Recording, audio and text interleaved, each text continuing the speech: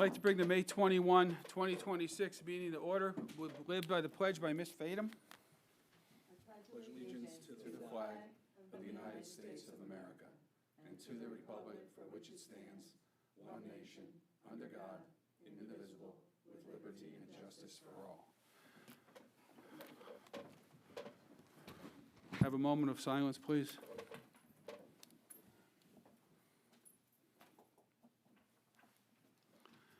Thank you. Ms. Shavinsky, could you call the roll? Mr. Boulette? Here. Ms. Fadum? Here. Mr. Giovanni? Mr. Holland? Here. Ms. Keegan? Here. Mr. Kraft? Here. Mr. Kayoum? Yes. Ms. Fargo Hefner? Here. Mr. Warren? Here. All present except for Mr. Giovanni.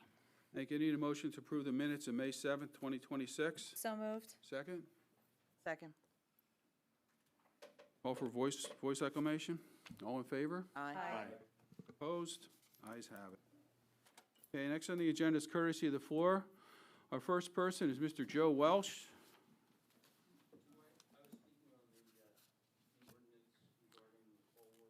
Okay, I'll call on you then. No problem. Next person is Kristen Woldansky?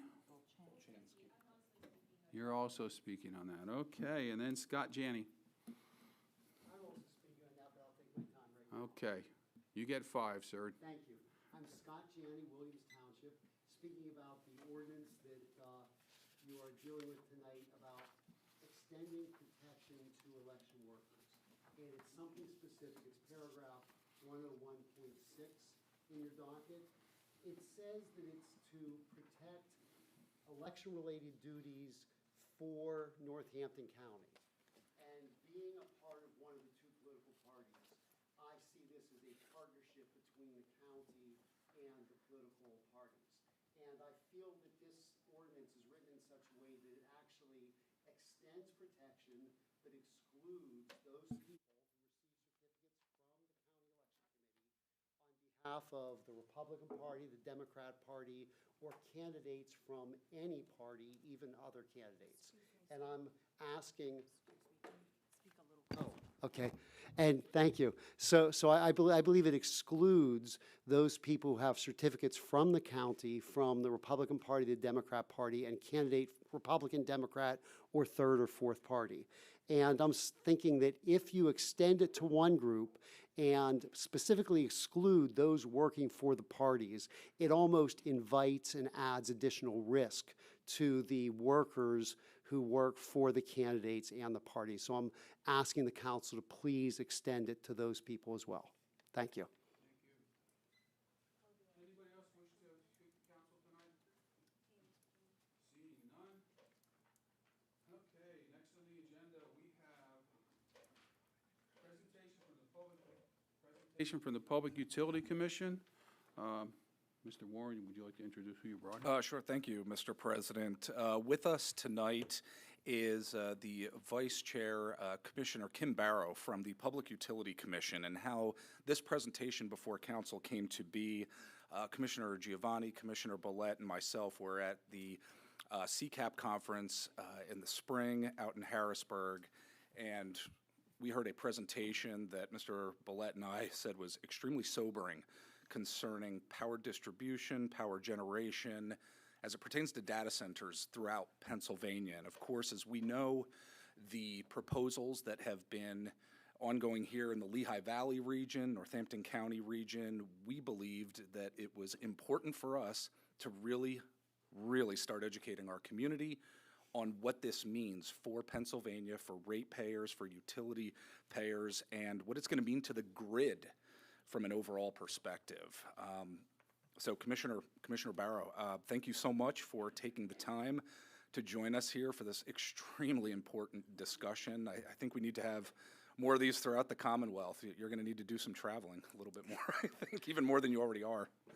Thank you for the invitation to speak, to present, to meet all of you. I really appreciate it, and you are correct in that. I do want to get the word out about just the status, the state of our electric grid, what's happening right now, what's going on with utility rates, and just concerns that I have about reliability as we move into this new world of data centers.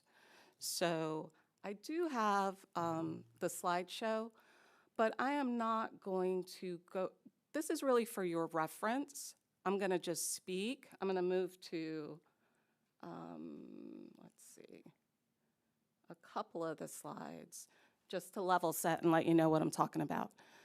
So I've been a commissioner since August of 2023, but I have worked at the commission as an attorney for about 20, total at this point, 25 years. I've seen the utilities, especially on the electric side, go through a number of iterations as far as reliability, pricing, where they're sourcing power, that kind of thing. But where we are right now in the past couple of years has been such a sea change that it is worth talking about. It's worth telling elected officials what's going on. And I'm not trying to scare anyone. I just want more folks to understand that when you see a lot of construction work going on, it might be necessary.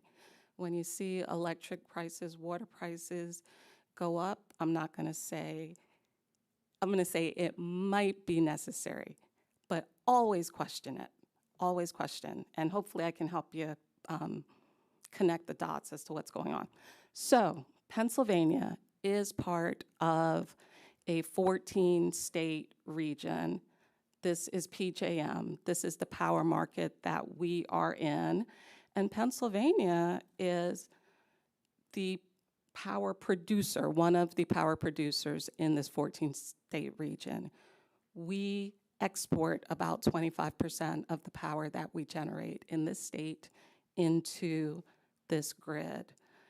This has been our setup since about 1996, when the legislature and the administration at that point decided that we were going to deregulate the electricity sector, in that there would now be the power generators, the power plants, there would be the distribution companies, and there would be end-use retail. I have authority over and jurisdiction over that middle segment, the distribution companies. So PPL, MedEd, Penelec, West Penn, those companies. I'm the economic regulator. The power plants are, they're regulated by FERC, the Federal Energy Regulatory Commission. I have no jurisdiction over, whether a plant gets built, closes, et cetera. And with this competitive market, the reason we're part of this RTO, this regional transmission organization, is that if one state is short on power, they can wheel it from another, and vice versa. And our generators can sell into these other states' markets. And since '96, when we went to this model, we have been in an era of flat to declining load growth. But we are no longer there. And it has worked very well. The reason why we went to this model is because back in the 90s, with power plant construction overruns, Pennsylvania had some of the highest electricity prices in the country. And so at that point, everyone said competition is better. We're going to go to a competitive model, and that's how we end up with this map right here. Now, I am going to go to 10 and leave it there and pivot. We are in a different world right now. And to tell you about that, I'm going to back up a little bit. So, I am charged as a public utility regulator with making sure that we have reliable electric service, and also that it be as affordable as possible. Those are my charges. Already told you I don't have jurisdiction over where power is produced, how it's produced, where it's located, what's built. And if you asked me over my years in this industry, what do you think about Pennsylvania's resource adequacy when it comes to electricity? I would always say we're fantastic, we're doing great. And the reason that we're doing great is because we have lots of power generation. Like I said, we export 25%. We've got a great mix of power generation in that we sit on top of the Marcellus Shale, so we've got 25,000 megawatts of natural gas. We've got 8,900 megawatts of nuclear, 6,000 of coal, 2,100 of hydropower, 2,200 of oil, and we have a steadily growing renewable portfolio. However, a couple of, there's this perfect storm brewing, and the perfect storm is, one, our weather is getting quite volatile, and anytime, it's an inconvenience for us when there's a storm, but the utilities are really bearing the brunt of it. It's the stronger the storms get, the harder it is for them to bring the systems back up when they go down. That goes into cost, and it's definitely happening that the storms are getting harder. At the same time, we've been turning over the generation fleet. So let's go back to 2019.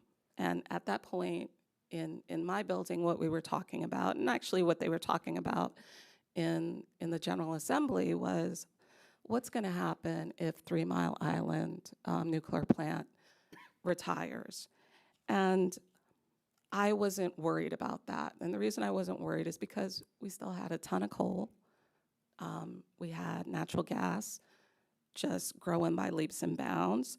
And we were also talking about, coal plants are shutting, there's environmental regulations, the coal fleet's getting old, and I also wasn't that worried because we have so much natural gas. And also, renewables were growing, they were getting cheaper, they're very easy to deploy.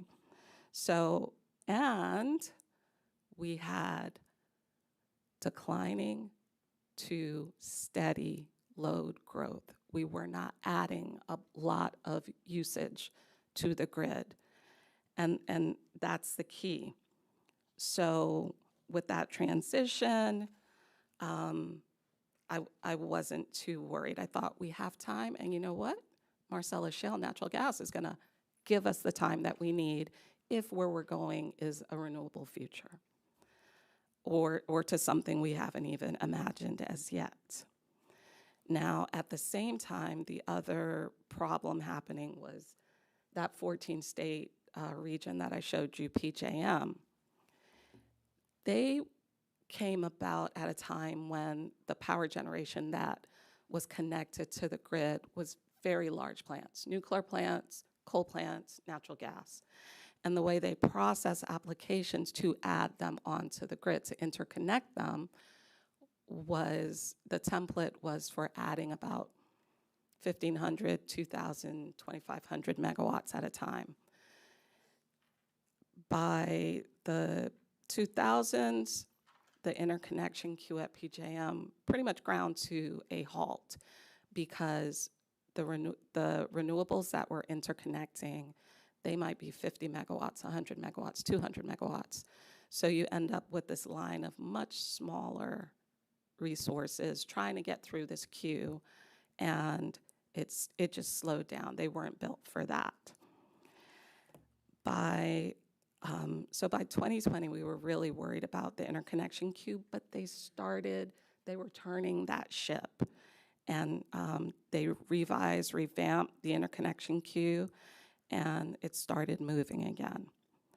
Then in 2021, Winter Storm Uri happened out west. It was Texas and SPP, Southwestern Power Pool. That storm took down their grid for weeks. 290 people died. 290 people died. Studying that storm, PJM definitely studied that storm and the aftermath. And I still had a lot of confidence that there were some really hard lessons learned in that storm. And there's some really smart people at PJM. Also, Texas is quite different than the region we're in that Texas is basically a island onto its own when it comes to an electric grid.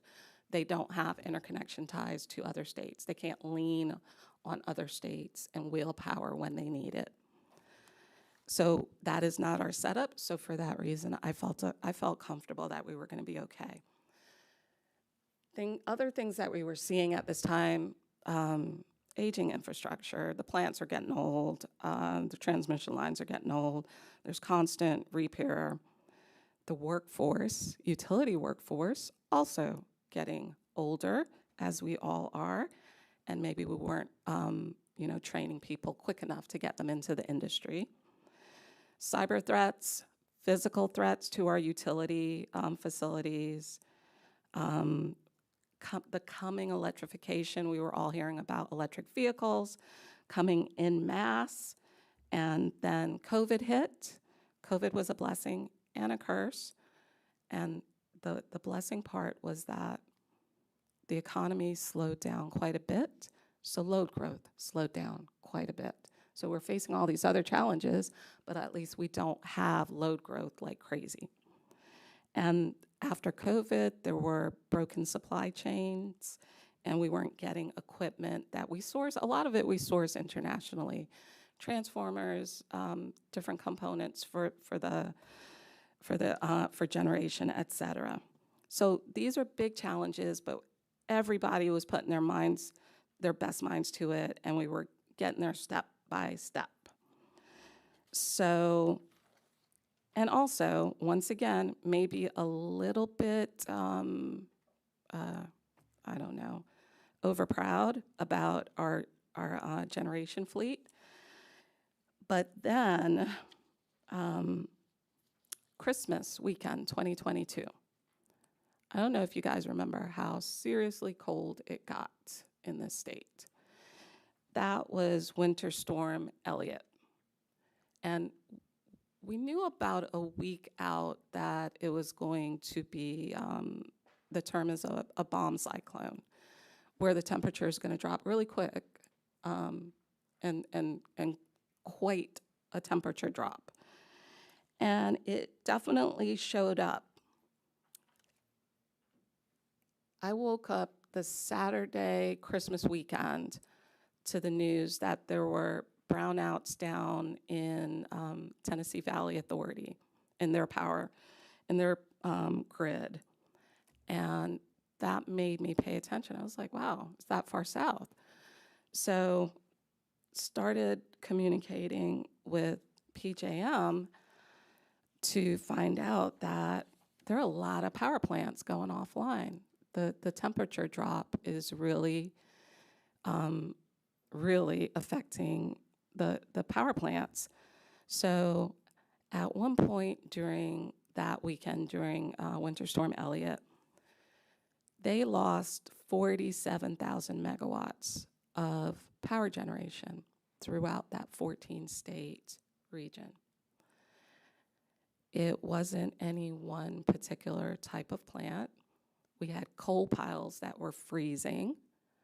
We had coal plants that were tripping offline. We had gas compressors that were also freezing from the temperature.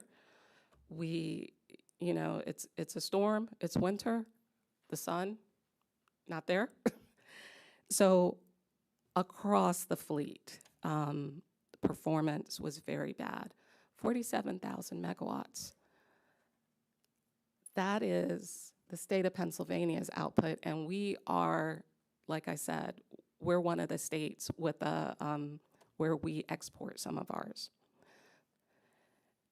the weather forecasting was a little off, but not enough to explain 47,000 megawatts. This was about generator performance,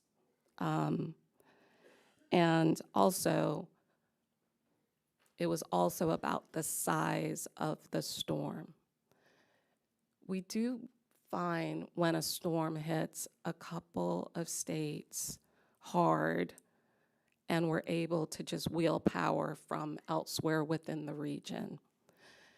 This storm affected so much of the eastern portion of the United States that power was going out everywhere. And that's the point where you can't really lean. You lean on the other states, but if they don't have it, they don't have it. And the good thing about being in a RTO like PJM is that normally it's great. Those interconnects are fabulous. You can get power from where you need it. You can send power to where it's needed. But when power plants go offline suddenly, it will cause a cascading effect because of the way that electrons flow. So that's how we ended up with 47,000 megawatts out at one time. It's a miracle that lights didn't go out and stay out. At one point after the storm, remember I told you we have 2,100 of hydropower. That's part of our fleet.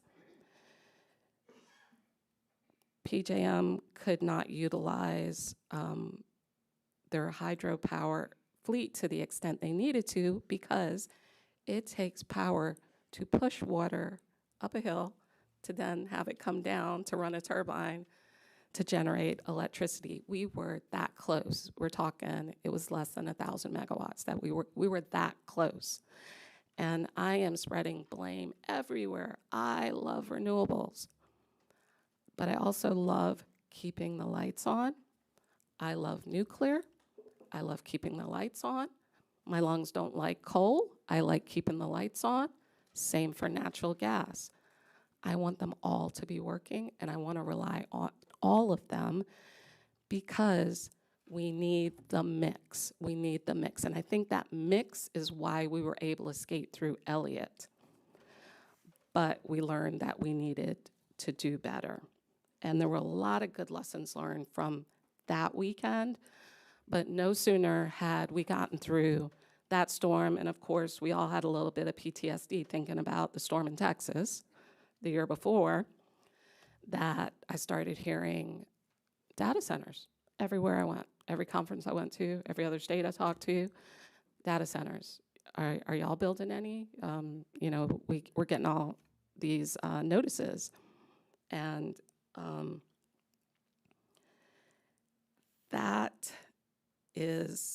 that's where we are today, in that we had these challenges, we're meeting these challenges, we're bringing more generation online, but at this point, these data centers that are coming online, and mind you, we've always had data centers.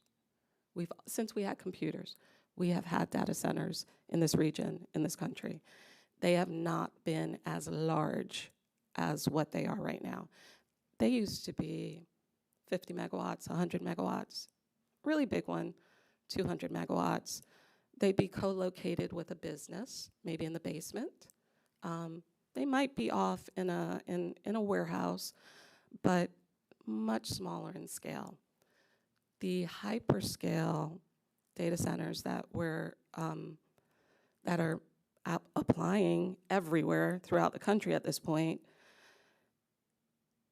some of them are saying they need 1,000 megawatts of power, 2,000 megawatts of power. 3 Mile Island, which is coming back online, thank goodness, is approximately 1,000 megawatts. 1,000 megawatts. Susquehanna Nuclear Station, I think about 2,100. I might be off a little. But if we're talking about data centers that can utilize the power output of a nuclear station a large coal plant, a large natural gas plant, and in the numbers that are being talked about, that I am sure you all are seeing when it comes to applications for siting and permitting, then that's a problem. And the problem is, what's going to happen the next time that we have a storm as large as Elliott, where we lose that many megawatts at a time, in a time when we have load growth that is going through projected to go through the roof like that. Yeah, the national labs are saying that currently data centers use, and I actually think it's more like 6%, but it's gonna go up to about 12% in a very short period of time if they all come online as projected. So what we're doing at the commission is we're saying, all right, what's the plan? PJM, how are you doing with that interconnection queue with getting more generation online? What do you need from us as a state as far as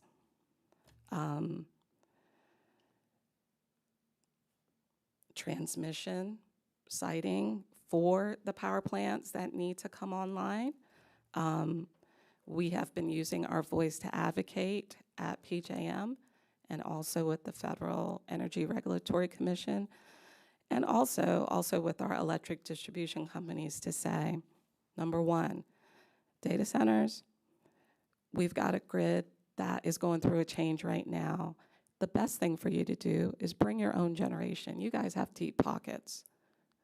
Bring your own generation until we get through this flux that we're in right now. If you happen to locate at, so 3 Mile Island came back, it shut down in 2019. It is coming back online because it signed a long-term contract with Microsoft. Microsoft wants to bring its own generation. It's not going to locate at 3 Mile Island, but at least it's adding megawatts back onto the grid. Amazon Web Services is at Susquehanna Nuclear. They've contracted for half the output of that. To me, that is not the best setup in that they are taking existing megawatts from the grid. I want to see them bring their own generation, or at least have plans for bringing their own generation, because I don't want my residential customers, my small business customers, my other large commercial customers, manufacturers, et cetera, to suffer when it comes to reliability, and I definitely don't want them to suffer when it comes to affordability. Just based on the forecast for growth that we've seen, PJM's capacity auction, and they run an auction every year to secure energy 3 years forward. And the auction held summer 2024. Based on the load forecast, the usage forecast that we're seeing, the price per megawatt day jumped 900%. So it went from $35 per megawatt day up to $269 per megawatt day. That's a $13 billion with a B dollar impact to PJM, the 14 states, ratepayers. The next auction, that price went to $329 per megawatt day. The very last one we had went to $333 per megawatt day. These are all based on forecasts. It's about supply and demand. There were complaints filed. Governor filed a complaint at FERC. got the price capped at 300 and it's like 335 or something like that, but we're at the cap. It could have been at 530 per megawatt day. And in the last auction,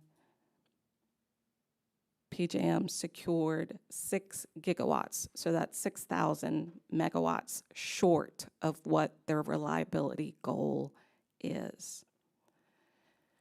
We need to just temper this growth while the markets catch up, while generation gets built. We got to temper the growth. We got to manage the existing infrastructure that we have.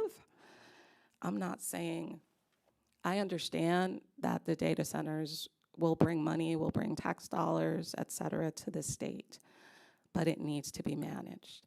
Only way I can think of to manage it, they got to bring their own generation. What I can do at the commission and what we have undertaken to do is we put out a large load model tariff, and because we are simply the economic regulator of the distribution companies, what the aim of that is to make sure that these new large users that come into the service territories are not leaning on the residential class, the small commercial class, even the large commercial as we knew it, that they are not being subsidized by the other smaller classes' rates. So that's what we're doing. We just issued that model tariff late last month. We're trying to get out and just spread the word that the way you solve a supply and demand challenge is you either gotta increase supply or you have to temper demand. We need to do both, but then again, so with increasing supply, that means we're gonna need to site more power plants, more generation. Nobody likes to see that. We're going to need to upgrade high voltage transmission, possibly build some new transmission. No one likes to see that. But then again, no one likes turning away businesses coming into their state. So it's very much a balancing act. These prices have moved on forecast. Am I running out of time? Yeah, we kind of do need to move on. Rather Okay. large Yeah. meeting today. Okay, sorry. If you can wrap it up in like 32 seconds, that would be great. Absolutely. And also, anybody here from the dais that has questions, we'll have your information given to them. So we Absolutely. can just get to our meeting. Absolutely. So the message is we need generation, we need transmission, and we also need to temper expectations with the data centers. I don't want to see other customers subsidizing any of their usage. I am hopeful that councils such as yours are asking the hard questions, asking them what is the effect going to be on our local environment if you go belly up, what happens financially to the area and the land that you've used, et cetera. And just ask the hard questions is my recommendation. And at the commission, we will work with the authority that we have to just make sure that other customers are not footing any of the bill. Thank you. Thank you. We have this whole presentation. You have it for us, right? Okay. Yeah. Thank you, Commissioner, for coming. Thank you so much. Absolutely. Absolutely. Thank you. Okay, next on the agenda is the county executive's report. You have 42 seconds.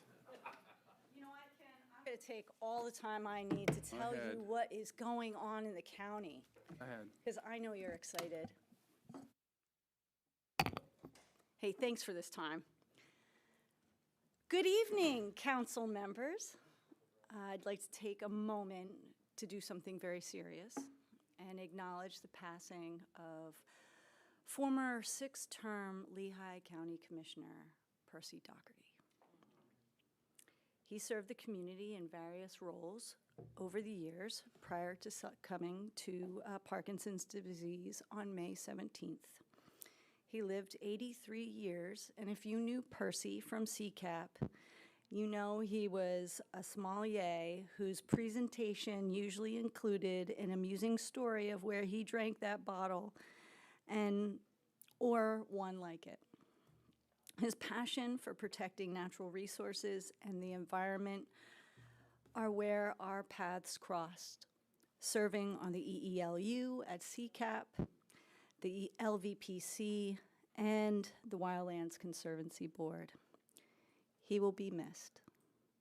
Please acknowledge his wife Anne, sons Robert and Thomas, as well as the rest of his family in your thoughts and prayers as they grieve the loss of a truly delightful soul.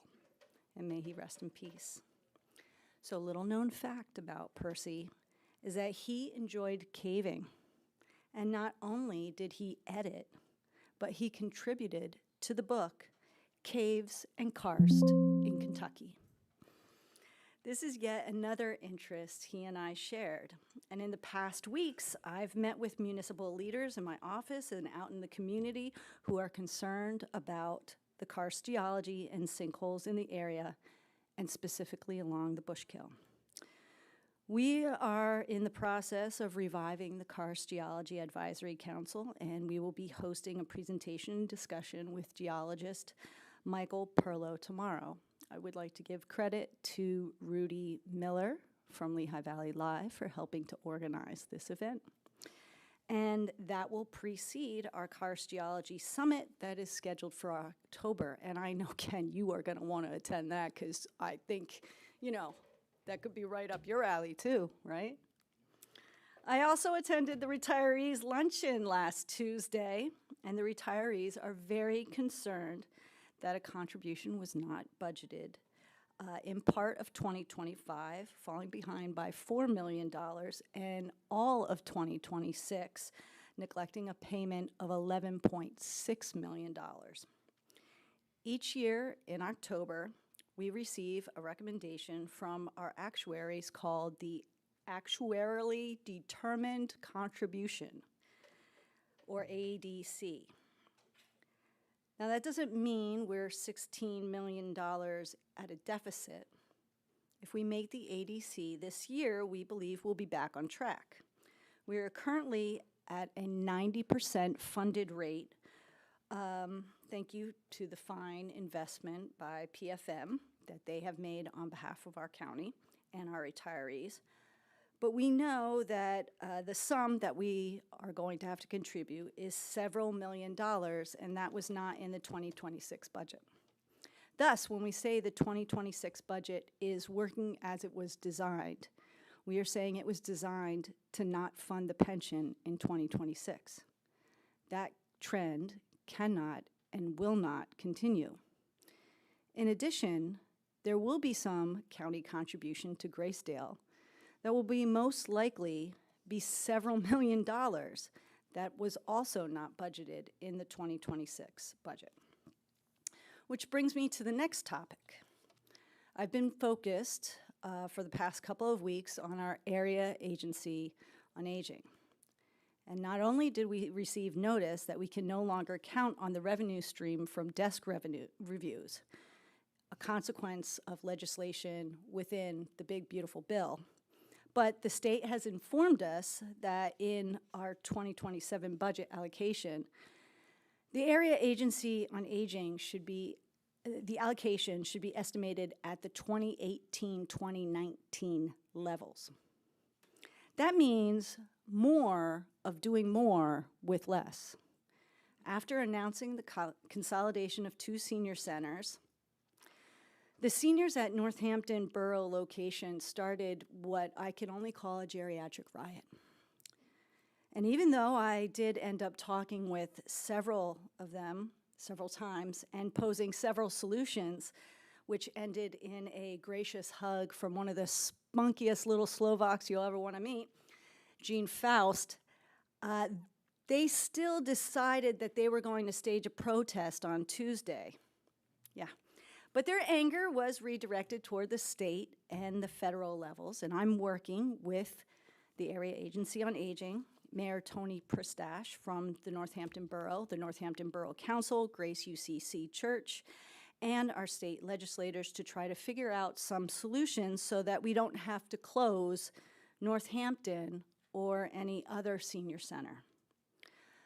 But there exists an obscure resolution from 1991. Many of us on the dais were still in high school or middle school or on a ship in the middle of the ocean. I don't know. Where were you, Ken? 1991. Anyway, that little obscure resolution from 1991 prevents our county from making overmatch of funding to children and youth, mental health, Area Agency on Aging, and drug and alcohol. You may have the opportunity to repeal that if you want to continue offering services to seniors. I would like to offer more services, or at least the ones that we're currently offering to seniors at the level that our seniors need to maintain their health, their quality of life, and well-being. But their protest was the only major event on Election Day, thank God. In our administration, I want to thank everyone involved in the primary election on Tuesday, May 19th. The election went smoothly. There were no bomb threats or scares, and no one streaked at any of our polling locations. Lehigh County can't say that, I'm just saying.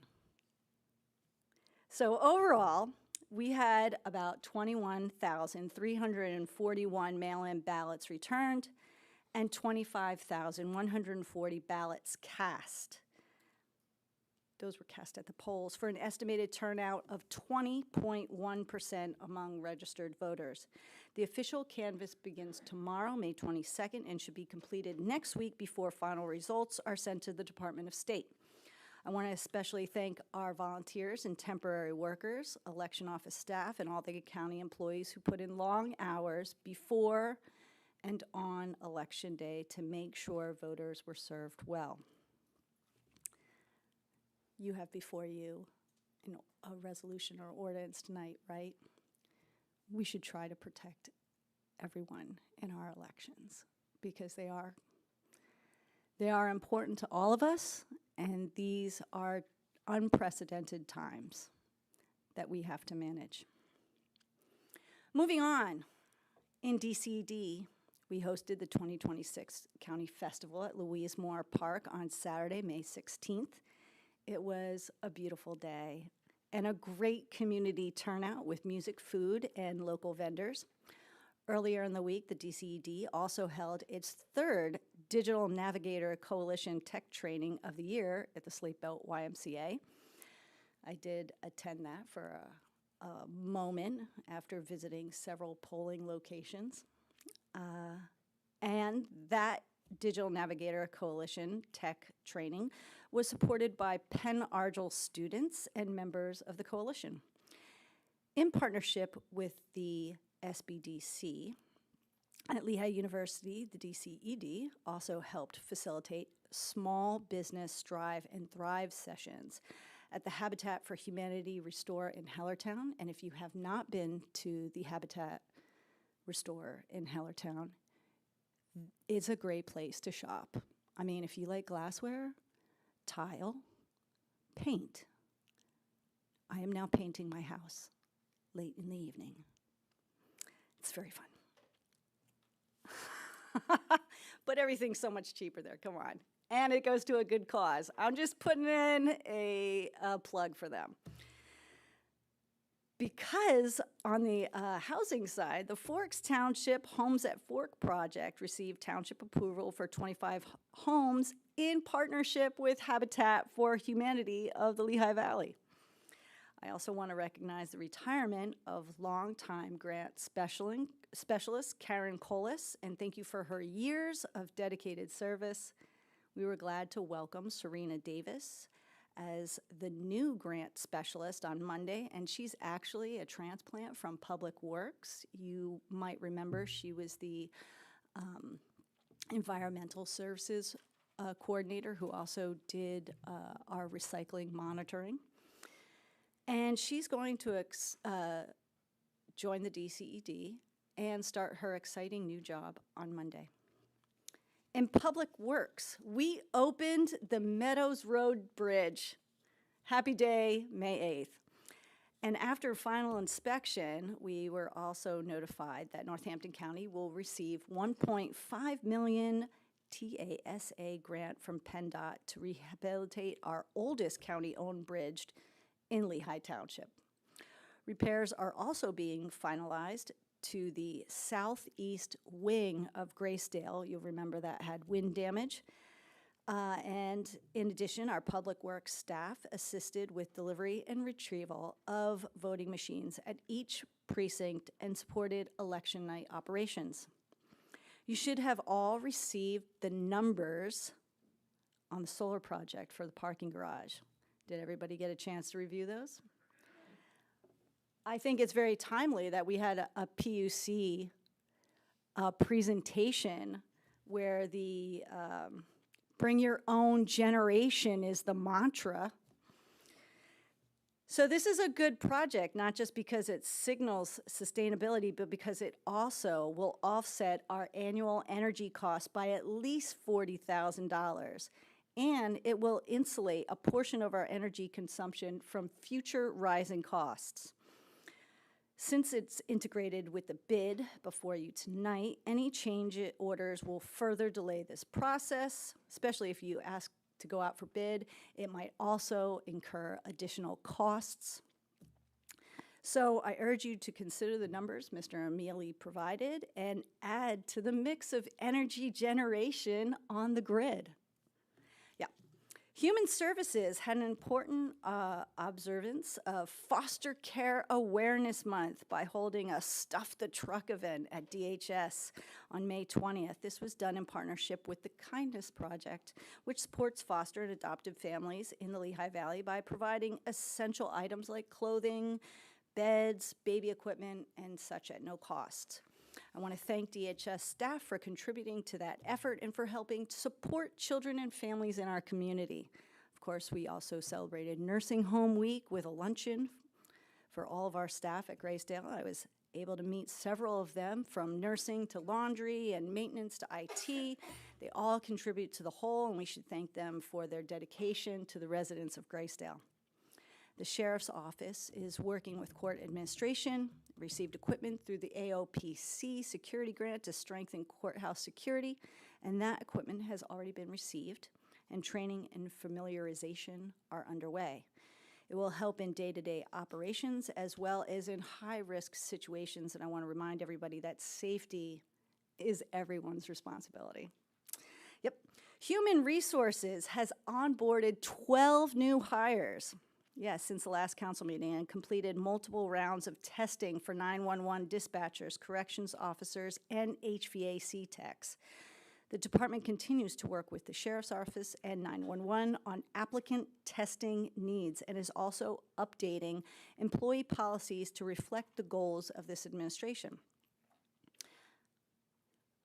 I'm also glad to hear that the Wellness Committee is putting together its first bus trip for employees and families later this year. I don't know if you get to go, but you know, I'm sure if you pay, you can get a seat on that bus. It's gonna be fun. Fiscal Affairs continues to keep the county moving by processing transactions and supporting all departments. You heard from Brandon last night as he gave our first quarterly report. That's something that we would like to keep doing in this administration. Tonight we are introducing the first budget amendment for 2026, and the staff are already preparing the 2027 budget season with instructions that are going out on June 1st. Procurement has also received and opened the prime contract bids for the parking deck, which you're aware, and because they're before you tonight.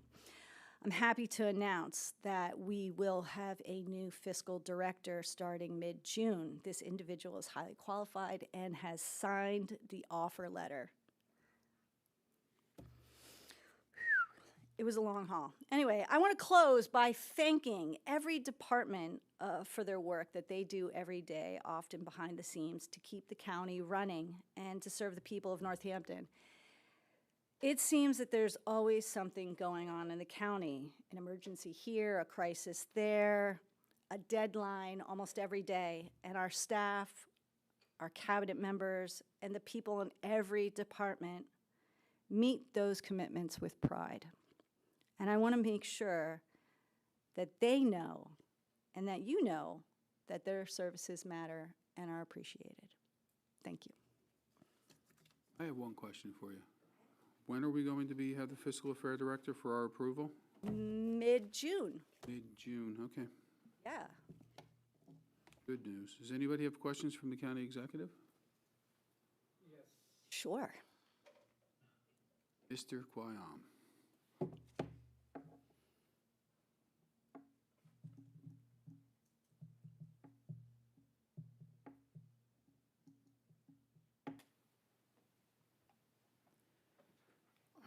Okay. I have a question regarding this ordinance coming. Can you put the mic to your face? Thank you. Okay, you have reviewed that ordinance. What specific incident what specific incident of threat, intimidations, harassment against elections workers have occurred in Northampton County over the past 2 years cycles that was not adequately addressed by existing state law? So my question is regarding this. No, I heard you. Yep. Yes. You want to talk about the ordinance Yes. that's before you today, and you want specific examples of Yes, threats that incident. have been made Yes, in elections. because I would need a hot second to review some notes, Mm-hmm. but because I just can't cite one incident off the top of my head. I do remember that someone carried a gun to an incident once, but that was just because it was in his pants leg. That could have been, And I don't think there are really questions for the county executive because it's our ordinance that we're trying to pass amongst ourselves. but It's she not was- my, I didn't draft, like, maybe I was didn't draft it. advocating for You that. Maybe get it. someone up here has those answers who sponsored or wrote it.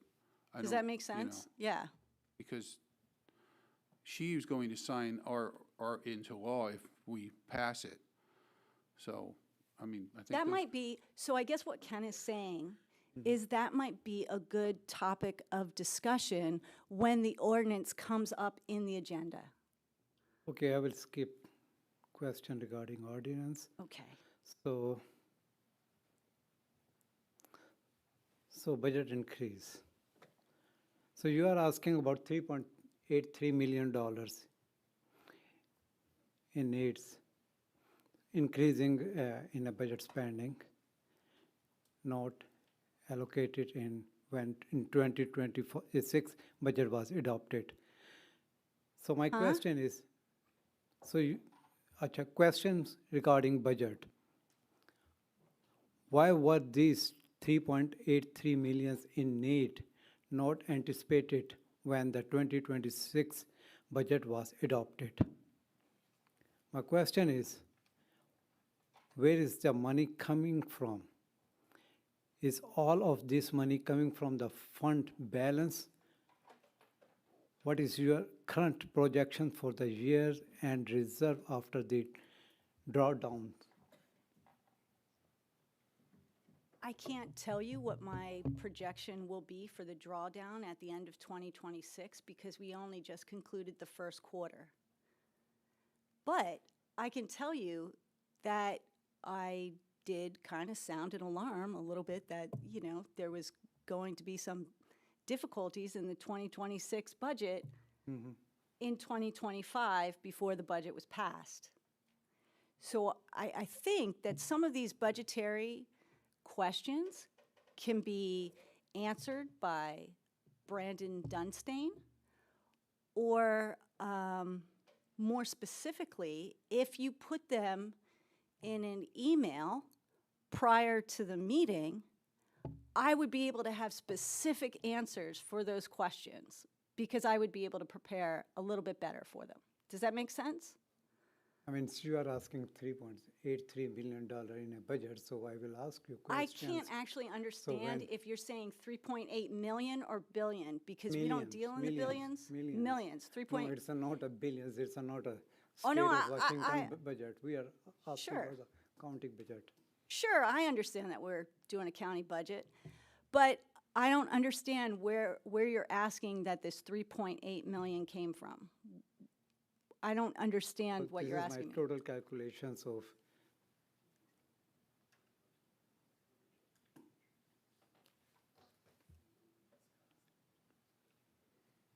They're going, yes, okay, so they're going to be discussed at the next council meeting. right. I can answer those at the next council meeting. How about that? Okay, that's great. You will answer it. Just give me those questions in an email. How about that? Okay. Okay? Okay. That's fair.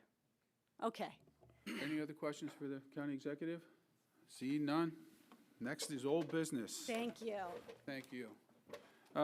First, on number 1 on the agenda is public hearing of an ordinance entitled Ordinance of Northampton County Council Affirming Protection for Election Workers from Threats, Intimidation, Harassment, and Violence.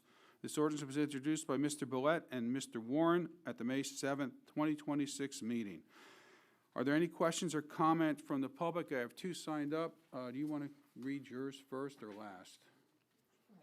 Okay, so the first person we had was Mr. Joe Welsh. You wanted to speak to this?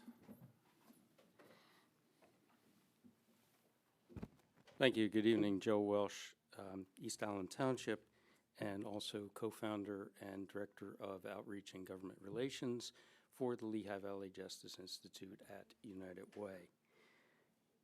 I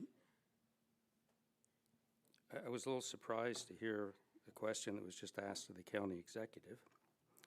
I think it's pretty obvious what the threats are to election workers in the United States of America in the past few years. But taking a longer look at things, on Tuesday I walked into my East Allen Township polling place and voted in my 105th consecutive election.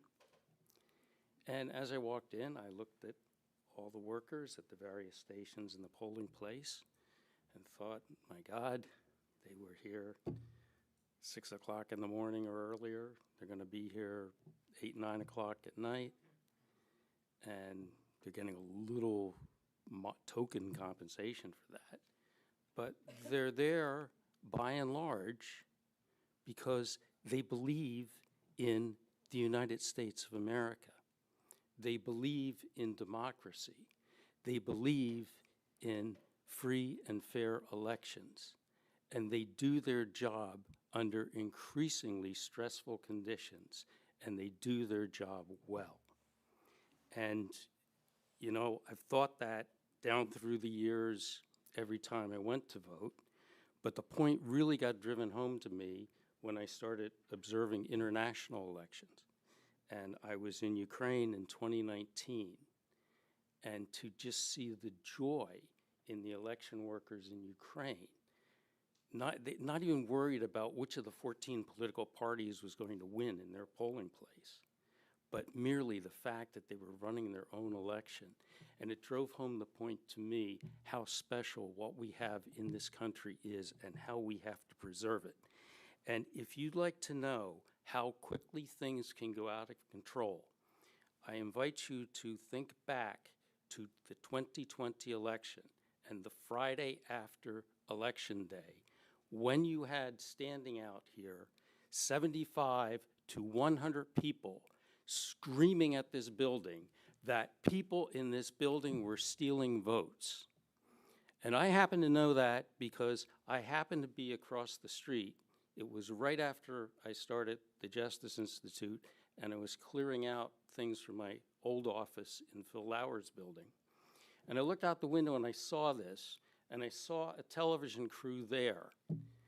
And I thought to myself, this is not going to be the face of my hometown. And so I walked over there single-handedly and confronted that mob. And I think some of your sheriffs got a little nervous, but anyway. I confronted that mob, and I demanded them to tell me who is the person in this building that is stealing those votes. If they know that somebody here is stealing, who is that person? And the eventual answer that I got was, oh, it's down in Philly they're stealing the votes. So it's like, well, what the hell are you doing here? Go down to Philly and deal with it. So that's how quickly things can spiral out of control. And I think you saw two things this week that also drive home the importance of these kind of protections. We don't know exactly what happened in Catasauqua, but what we do know is that the pickup truck of the two individuals involved had 17 improvised explosive devices in it. So we don't know what they were planning that may or may not have coincided with Election Day. And also, the absolute unthinkable. I mean, we talk about millions of dollars, and talk about $1.8 billion to pay people who went to the United States Capitol to violently disrupt the counting of votes. If that doesn't drive home to you the threats and what paying that money to people who were trying to interfere with the counting of the electoral votes, the most fundamental principle in our democracy, that is not going to send a signal to other nuts out there in the world to do something on a local level? It certainly is, and it's all the more reason why every possible protection we can give to these people who essentially volunteer their time, we need to do. So I very, very much urge you to support this ordinance. Thank you very much. Thank you. Kristen, you ready now? I'm not going to try to say your last name again.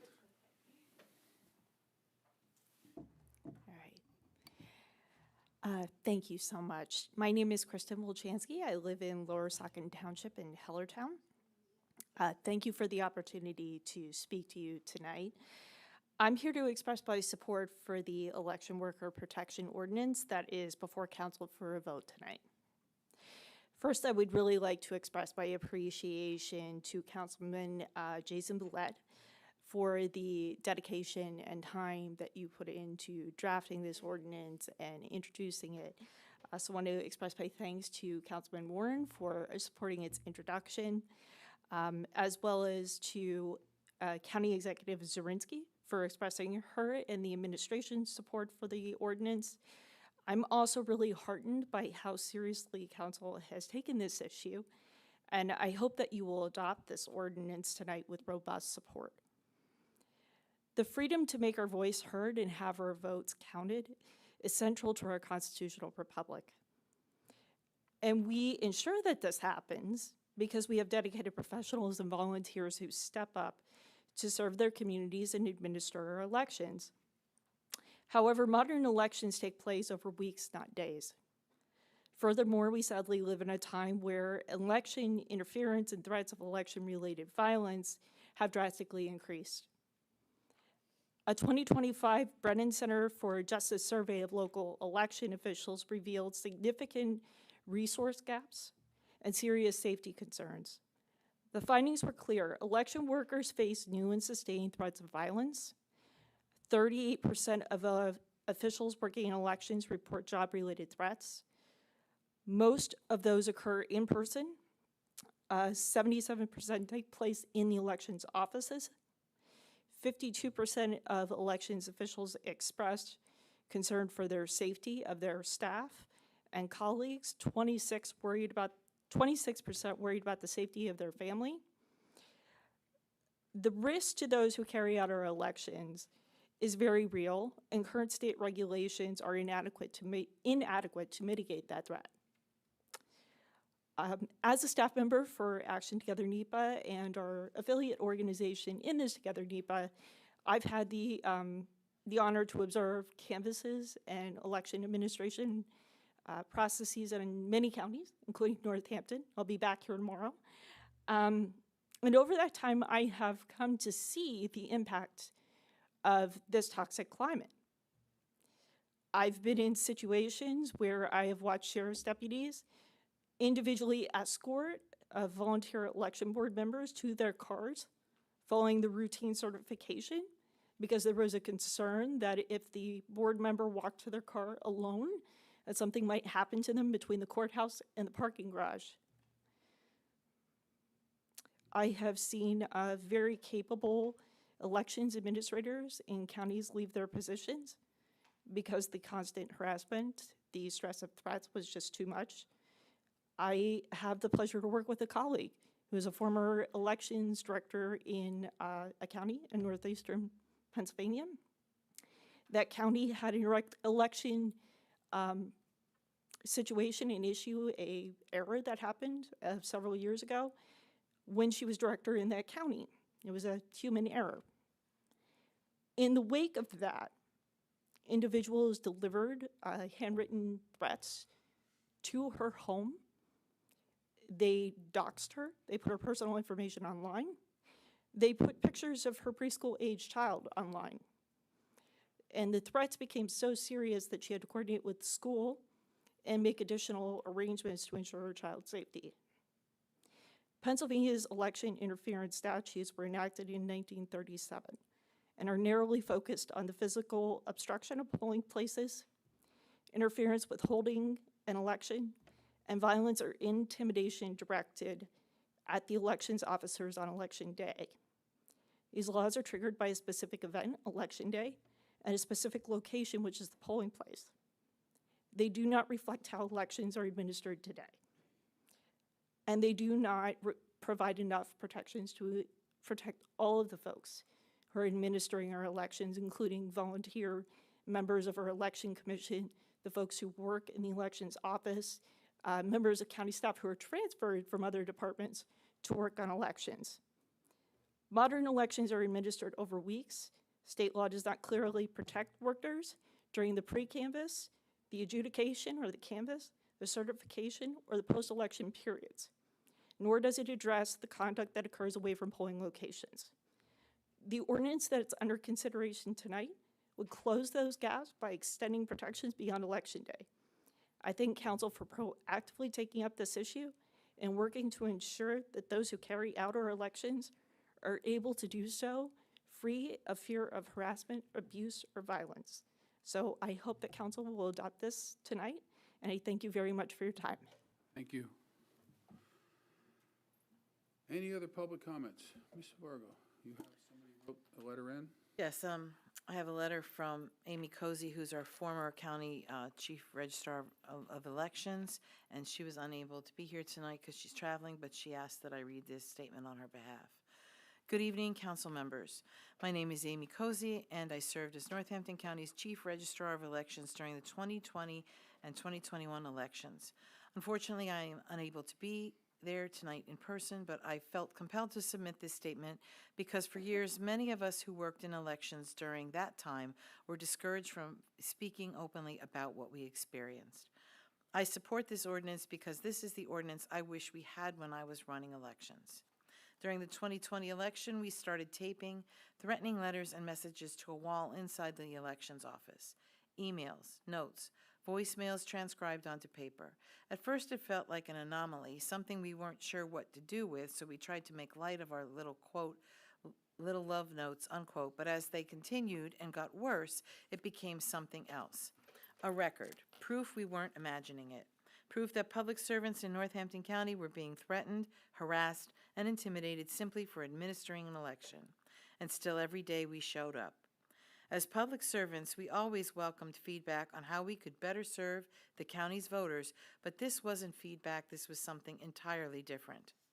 While most of the county was in lockdown, working from home, our office was one of the only ones showing up to the courthouse every day because in addition to COVID, we were implementing sweeping changes to the election law as well as new voting equipment, carrying out the most fundamental function of democracy.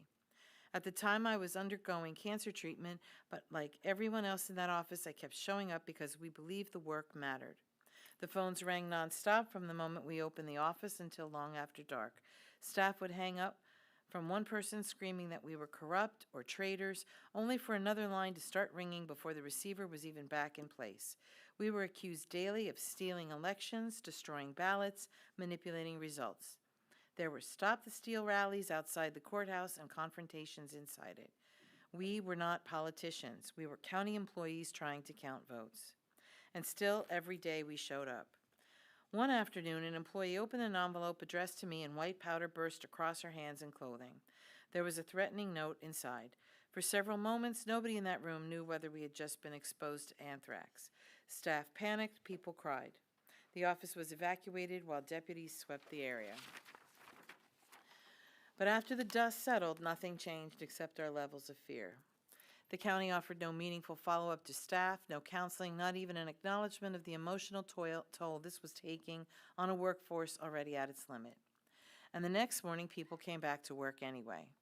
One Sunday evening, after returning home from a weekend trip with my family, I walked through my front door, and within moments there was a knock behind me. A subpoena from then-President Donald Trump had arrived to call me to testify. A representative of the president had been waiting for me outside my door. After the January 6th insurrection, the fear inside the election offices changed. Before that day, the threats felt abstract. After that day, they did not. Election workers across this country became targets, as did we. People stopped leaving the building alone. Staff waited for one another to walk to parking garages together after dark. Every unknown caller felt threatened. Every confrontation at the counter made the room tense. At one point, my deputy, Amy Hess, and I requested sheriff escorts to our vehicles after late nights in the office. That request was denied. Instead, we were told we were overreacting. What hurt us the most wasn't the threats themselves, but the lack of protection and understanding from our county leaders, and worse, the pressure from higher-ups to pretend it wasn't happening. As 2021 began, public attacks intensified. That year, a candidate for county executive repeatedly used social media to target me personally, publishing my private information online and encouraging harassment from his followers. Crowds packed courthouse hallways during the canvassing process, screaming through the doors and windows while employees inside tried to complete legally mandated work with shaking hands. Fear slowly became normal. That may be the hardest thing for me to explain now. Being called corrupt became normal. Looking over your shoulder, walking to your car became normal. Hearing staff cry in hallways and then sit back down at their desks to continue processing ballots became normal. And still every day we showed up. And Northampton County delivered fair, secure, and accurate elections. Starting in 2020, election offices across this country were collapsing under extraordinary pressure. 2/3 of all PA election directors and staff resigned. But my staff stayed. They worked nights, weekends, and holidays. They endured threats, harassment, public ridicule, and constant suspicion from people who had no idea what was actually happening inside that office. They stayed because they believed in democracy. I am incredibly proud of their bravery and dedication. But they never should have had to be that brave. No public servant should absorb abuse or fear for their safety at work, all while being ignored by those in charge. It's not part of the job, quote unquote, and we shouldn't have been told to, quote, get over it, unquote, but we were. That's why this ordinance matters. It's not about avoiding criticism or disregarding feedback.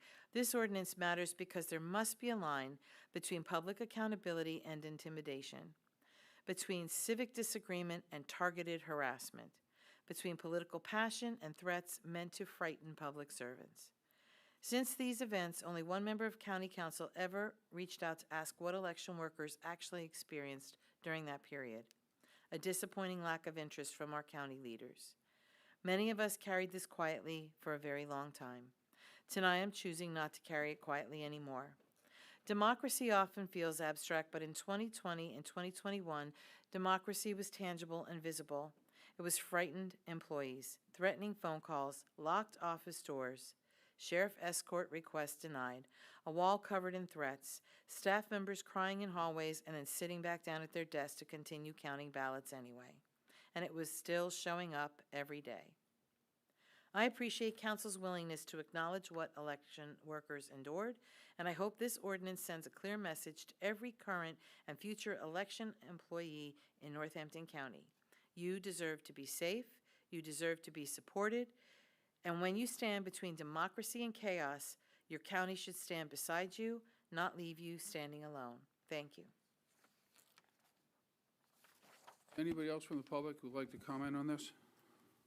Seeing none, discussion with county council. Anybody from county council? Mr. Willett? Yes, so I'd like to respond to a couple of the questions that Mr. Qayyum raised earlier as the person that introduced this ordinance. Mr. Qayyum asked about specifics regarding threats, intimidation, and harassment directed at election employees, and I think the letter that Ms. Vargo Hefner just read from Amy Cozy very well illustrated some of the threats and intimidation that our employees have faced. Ms. Cozy identifies what occurred during 2020 and 2021 elections. I can attest that this continued past that point. When I attended the meeting in 2023 to certify the election results after there had been a mishap with the ballots, there was a packed room in the cafeteria of this courthouse because there wasn't enough room for all the people to attend in our council chambers. And there were a lot of threatening comments made during that meeting as people very vigorously urged our election commission not to certify the results of an election, which they were statutorily required to do. I know one former member of our county election commission who had security cameras installed all over this individual's home because of the threats and the intimidation that they feared. So, you know, I think there have been very specific instances of harassment, threats, and intimidation.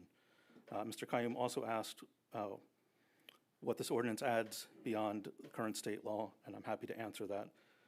Current state law affords protections to the judge of elections, the minority and majority inspector, the machine inspector, and the clerk within the polling place. There are no protections offered whatsoever to our county employees in our election division. There are no protections offered to any of the temporary or volunteer staff that County Executive Zirinsky mentioned, just completed their duties in canvassing ballots, counting the ballots, and performing their election responsibilities. There's no protections afforded whatsoever to our County Board of Elections. 5 volunteers from both parties that set policies for our elections throughout the year and then certify the results of an election after it's taken place. These people serve our democracy. They serve this county. Many of them are volunteers. The ones who are not volunteers work for this county. They are the employees of this county, and we have an obligation to support them and to protect them from threats, harassment, and intimidation. I think it's very important tonight that we adopt this ordinance to extend those protections and to correct a loophole in state law that offers these employees and volunteers nothing. To a comment that was made earlier by Mr. Janney, who unfortunately has left, I see, he asked about poll watchers who receive certification from the county. Commissioner Giovanni did reach out to me and ask about extending protections to poll watchers in this ordinance.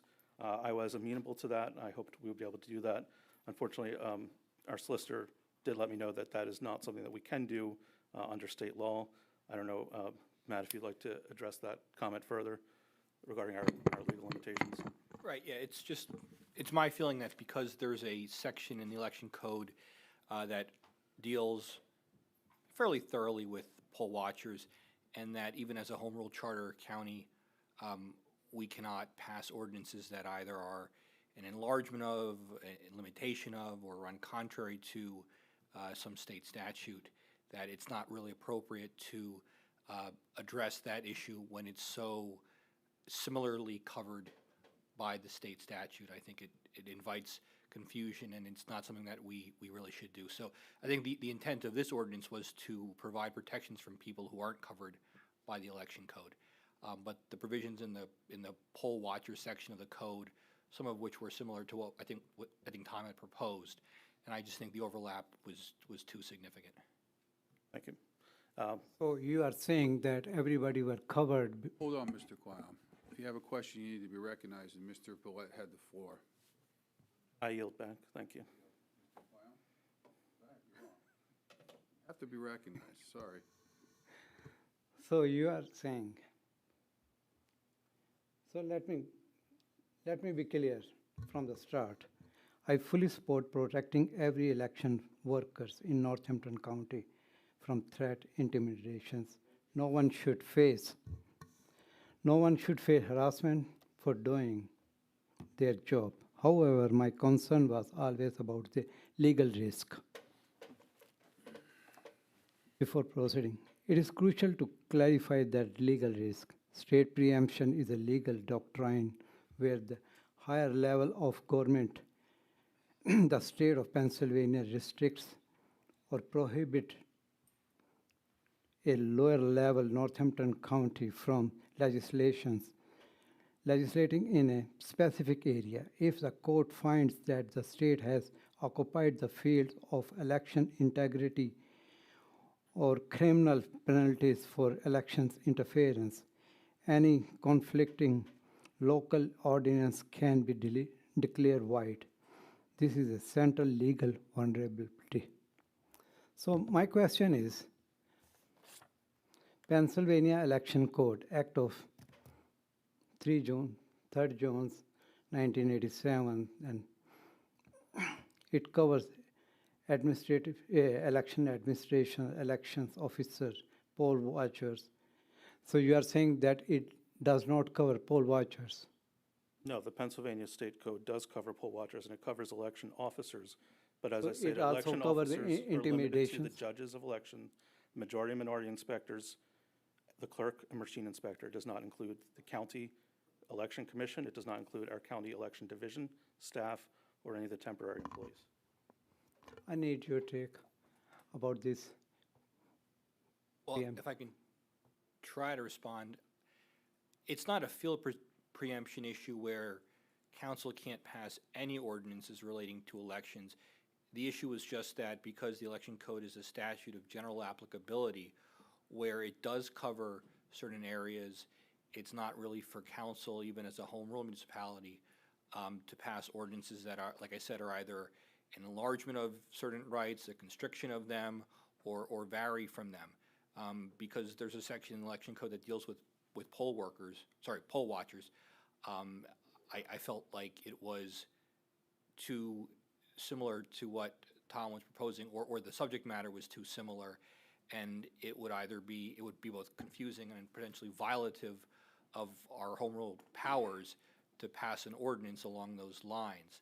I think what Mr. Boulette has proposed is an ordinance that addresses and protects individuals who aren't covered by the election code, or at least aren't covered to the extent that some others are covered, as Jason has enumerated. So that was the intent of this ordinance, and why certainly, and I don't really address merits, that's not my job, but why I felt that this ordinance was not prohibited by our home rule charter powers is because it was addressing election issues that weren't covered by the election code. Okay. Pennsylvania election code already criminalized interference with election officers. The crime code already prohibited harassment and threat against any persons. What specific legal gaps in this ordinance filling that existing state law does not already address? Well, there are state statutes that deal with things like harassment, that's true. I think, and sometimes, I mean, in some cases, the police might apply those statutes to address things that are covered by this ordinance. But I think this ordinance is a little bit more specific than our state harassment statute. Obviously, it talks about doxing in here. That's not a term you see in our state harassment statute. So I think it provides some additional protection, additional teeth than you would see in the harassment provision in the crimes code. So this ordinance authorizes enforcement by local police, the sheriff, the DA, election divisions. Who makes the final decisions? Well, it doesn't impose, in the DA's office and local police departments might have differing views about whether and how much they want to enforce it. The ordinance simply authorizes those bodies to enforce it if they so chose. And that would be up to local law enforcement and the DA's office. The sheriff's office being a component of county government, we can exercise a little bit more authority and control over them. Hopefully they'll be the ones where they see violations, who are issuing citations most prominently. And if I could respond to that as well. If we have an ordinance that's creating a summary violation, we have to identify who's going to enforce that. Otherwise, it's not going to be enforced.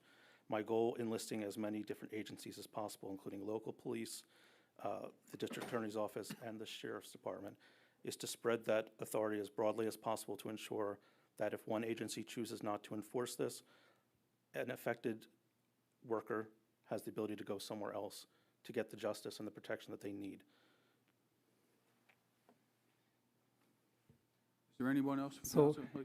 Oh, you have I'm not done. more? Go Yes, ahead. I'm not. Go ahead. Thank you. Has the county identified any Pennsylvania appellate cases upholding a similar local election enforcement ordinance? If so, what are the citations? I can't speak to whether there So are. you don't know? I don't know, but again, I would just emphasize that just because a court has said something, just because a court has not said something is prohibited, doesn't mean that it's not allowed. So I think that the fact that courts have not ruled on this particular issue to be something that's fairly unremarkable. There are a lot of matters that courts don't rule upon. It is in no way a reflection that this body would not have the authority to adopt this ordinance. Okay, I have questions. If the harassment will come, so we will conduct harassment according to this ordinance or according to the state election code? Because both have the same jurisdictions. There are lots of times where, because I do practice criminal defense law, there are lots of times where you have statutes that cover sort of overlapping areas. And Yes. one might be you might have a crime that's a lesser included charge in another, or they just address similar activity, but you can charge people with multiple crimes because maybe the crimes differ in some ways or in some elements. So that's not an anomalous situation in criminal law. So the fact that we have a state harassment statute does not preclude the county council from passing this more particularized ordinance addressing threats and intimidation against election workers. So does county view this ordinance as a civil or administrative, quasi-criminals, or regulatory in nature? How does that characterization affect its legal standing under preemptions doctrine? It provides for summary citations, which are very low-level criminal offenses. It's the lowest level, like a speeding ticket, for example. And the ordinance provides for fines, and our home rule charter does allow us to enact ordinances that provide for fines. Okay. If this matter will go to the court and court will do some things because they challenge this ordinance. So what are the estimated legal cost to the county if this ordinance is challenged in a court and we lose there? Would we be liable for the plaintiff attorney fees under sections 42 USC 1983?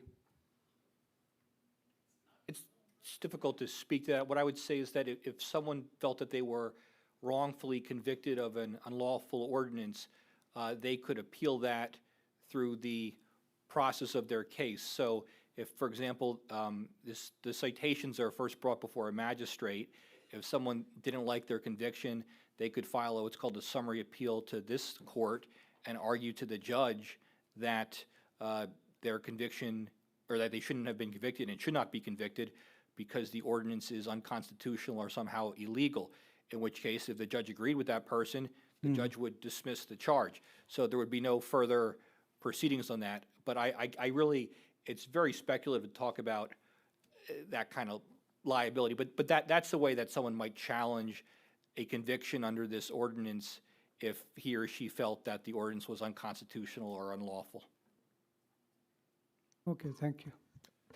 Does anybody else from council have any questions? Ms. Vargo? So I have a point of order question. I have the document, and I have this nice colorful document. So are these something that are amended? Yes, these are amendments that Mr. Deshler got to me today. I am amenable to all those, and I was going to introduce a motion to amend the I was ordinance. going to try to help, that's why I was asking. Do you I need was- me to introduce all of them? Do we need to do them one at a time? How do, because which am I looking at? These color-coded ones? I think that they should all be able to be introduced together, right? Okay. Say that again. I think all these modifications could be introduced together. Anything that's underlined in blue?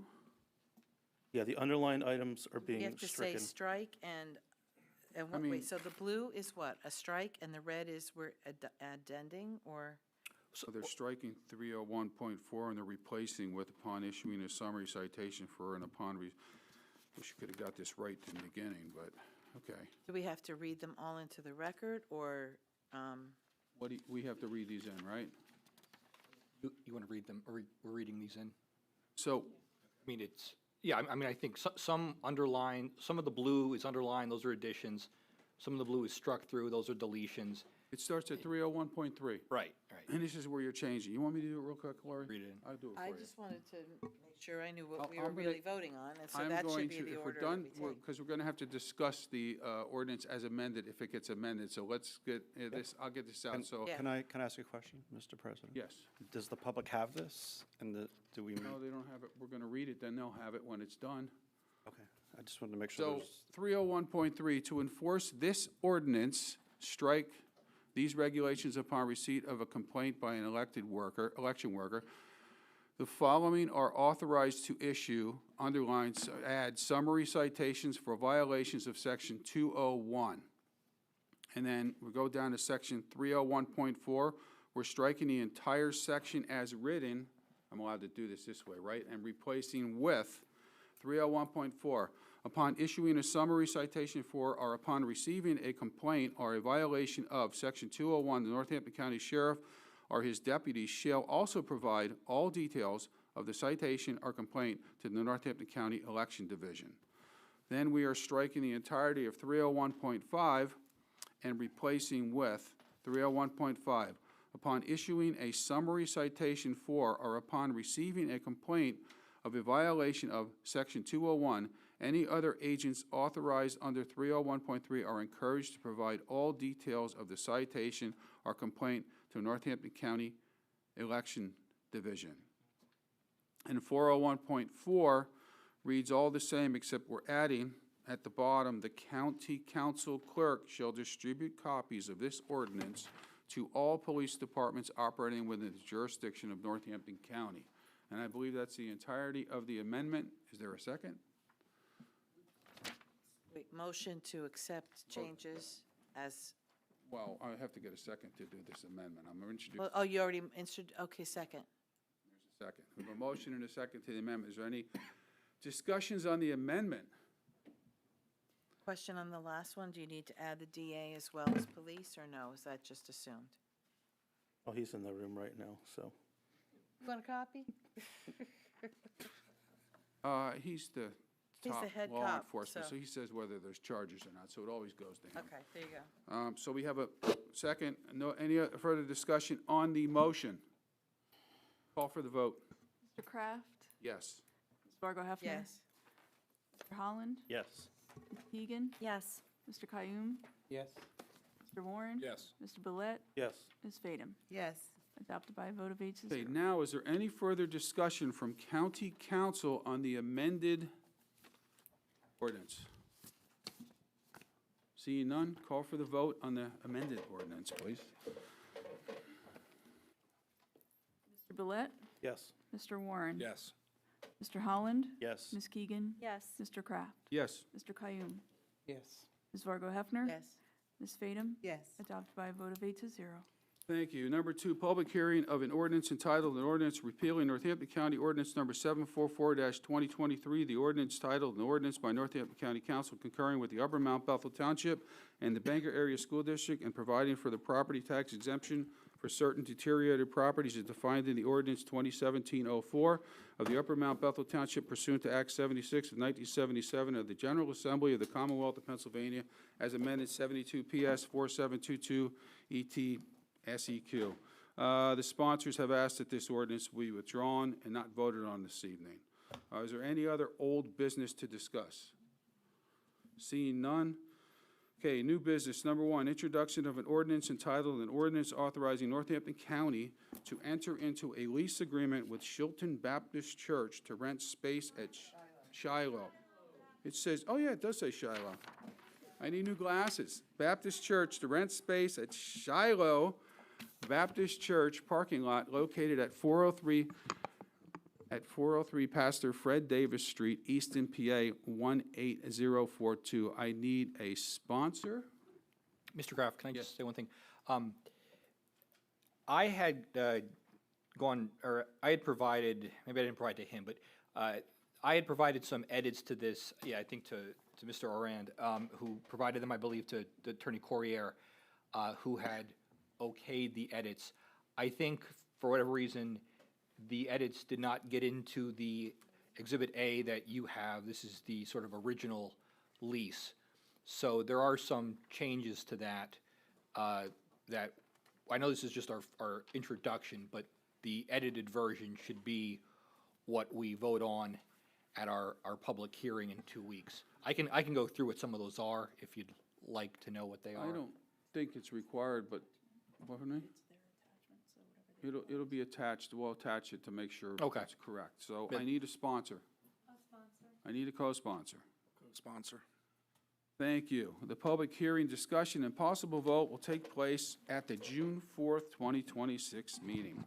Next is an introduction of an ordinance entitled, an ordinance amending the 2026 Northampton County budget, fiscal affairs, balancing of the budget, administration, E911, interconnect, public works, parks and recreation, human services, veterans affairs, human services, homeless assistance, human services, development fund, human services, grants, human services, children, youth and families, human services, area agency on aging, human services, health choices, human services, mental health, human services, developmental programs, human services, early intervention, and human services, drug and alcohol. I need someone to sponsor the ordinance.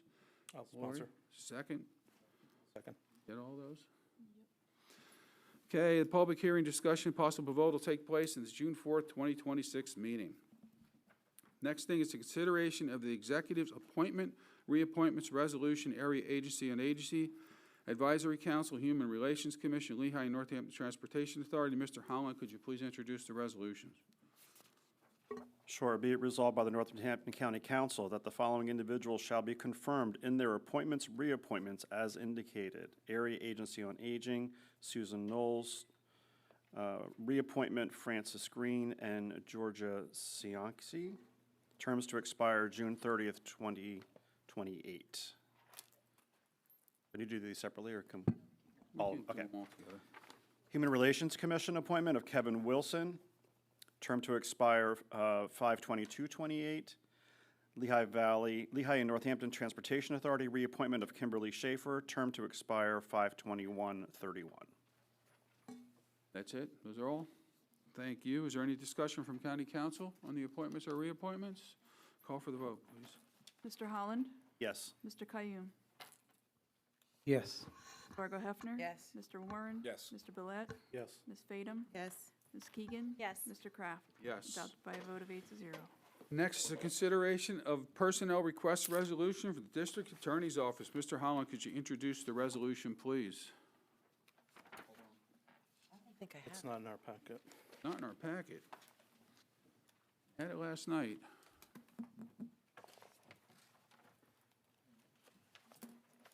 Uh-oh. Uh-oh. Scrivener's error. Oh, that's more than that. No. You have it? It's not here for us to see. Yeah, why don't you grab it so you can introduce it? I mean, everybody should have it. I don't have it.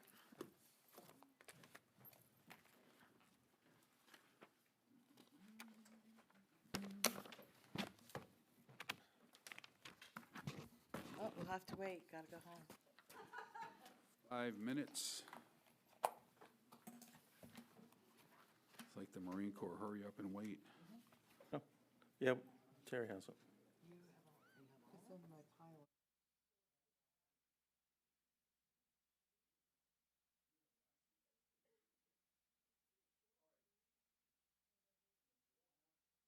We should all have this from last night in our packet. How dare you? Okay, we're back to the introduction of the district attorney's requests. Mr. Holland. Okay. Be it resolved by the Northampton County Council that the position of one full-time administrative assistant drug task force, pay grade CSGR 181A, at a salary of $43,659, shall be created in the office of the district attorney effective May 22nd, 2026. Be it further resolved by the Northampton County Council that the position of one full-time chief county detective, pay grade CEGR 35E, salary of $82,504, in the office of the district attorney shall be upgraded to pay grade CEGR 37G, salary $90,097, effective May 22nd, 2026. Thank you. The district attorney presented these last night at the Personnel Committee meeting. He is present if there's any questions. Are there any questions or discussion from county council about this? Just a clarification on the drug task force position, is that from his direct budget, or is that the opioid task force money? From his money. Nodding yes, so, Yes, I believe he said it last night. It was his. okay, thank you. Any other question, discussion? Mr. Quayam, yes? Mr. Barata, you're being summoned. Get to stretch those legs after 2 hours. My honor. Grateful.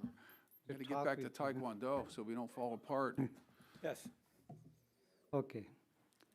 I have a question. This is a new job. Am I right? Was this formal job analysis was created? Okay, I have a question regarding this new job.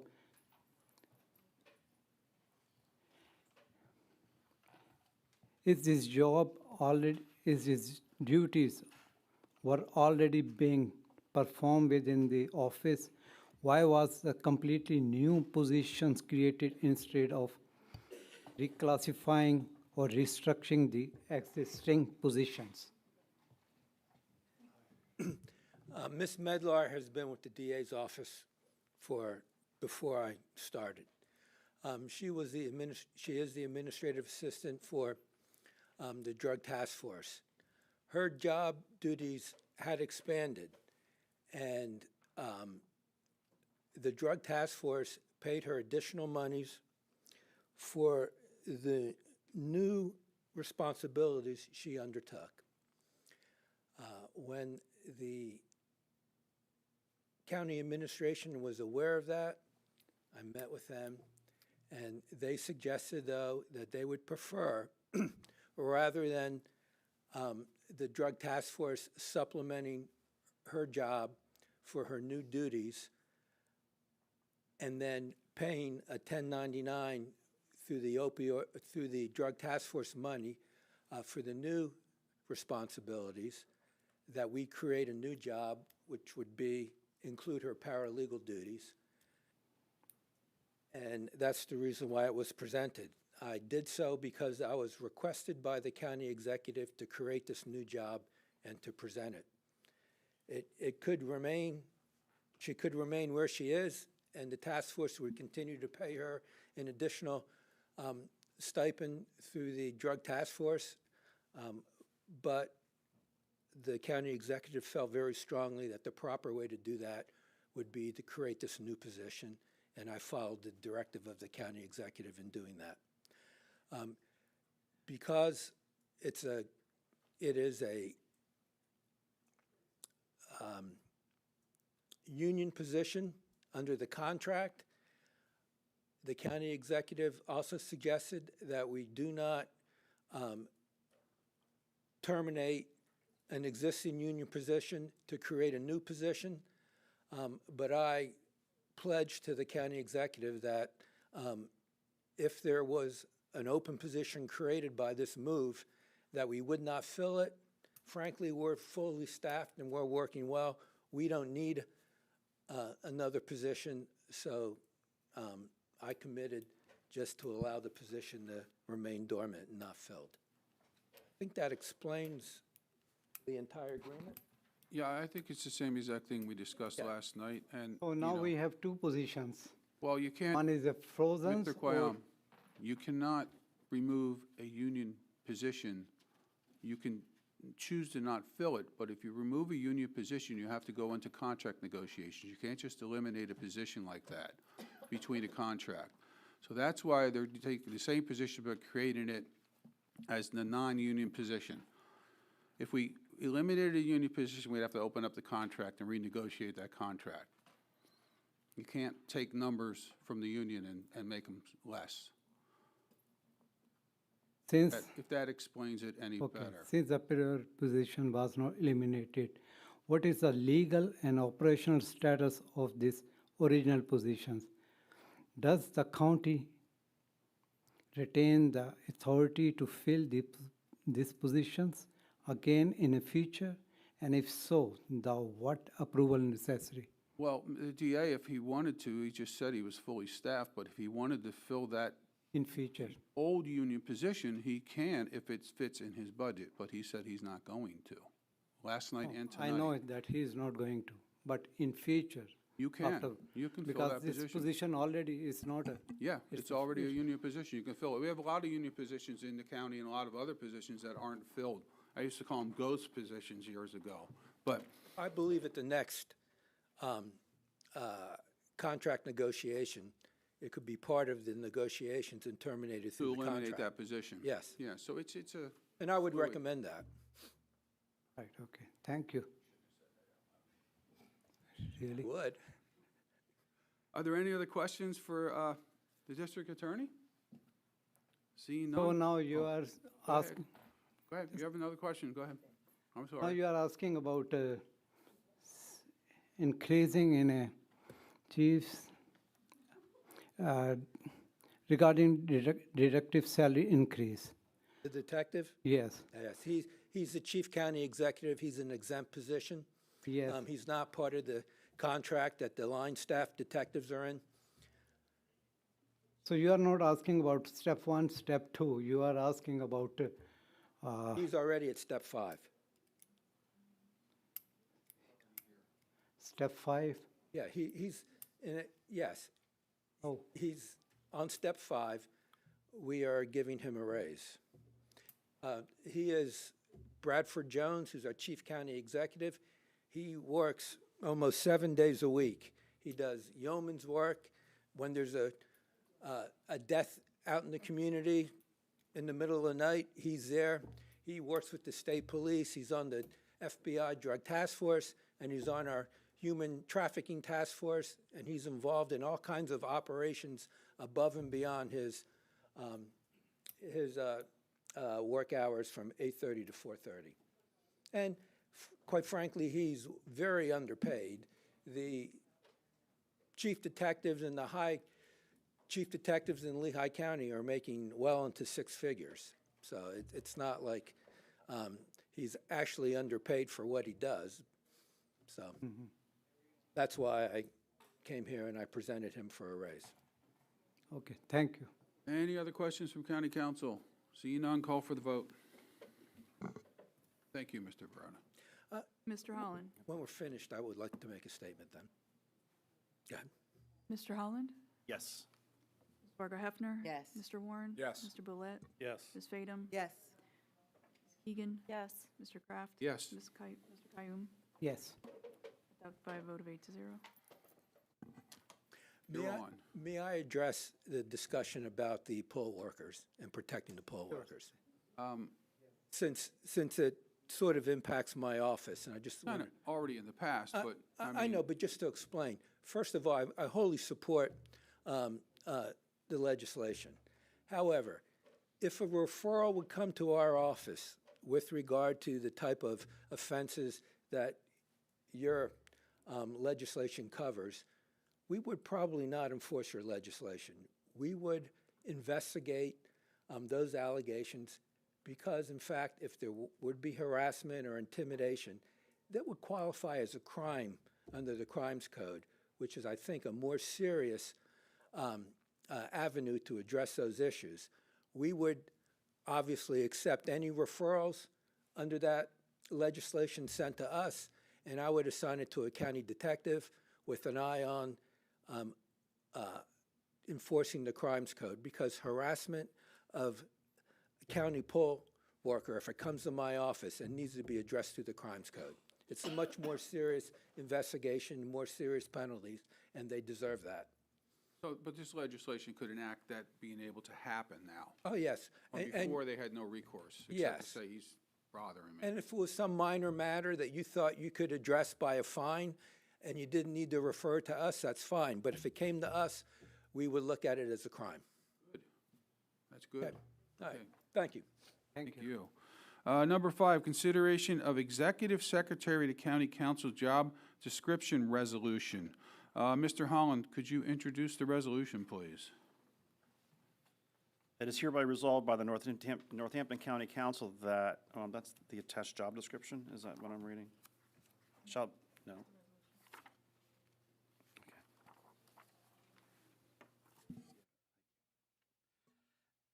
It is hereby resolved by the Northampton County Council that that's the same thing as the attached job description. Shall be introduced. That is the resolution. Oh, okay.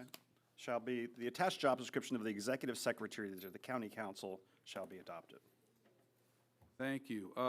Discussion from County Council. We had spoken about this to change the job description to meet what the job expectations are, and I think we got there. Does anybody have any other input or questions? Yes, because we talked before the meeting about the salary, and if the current staff believes the salary's in the right place, given the changes in the job description. Yes, we had that question. Is the salary sufficient for the position that? Given the changes that.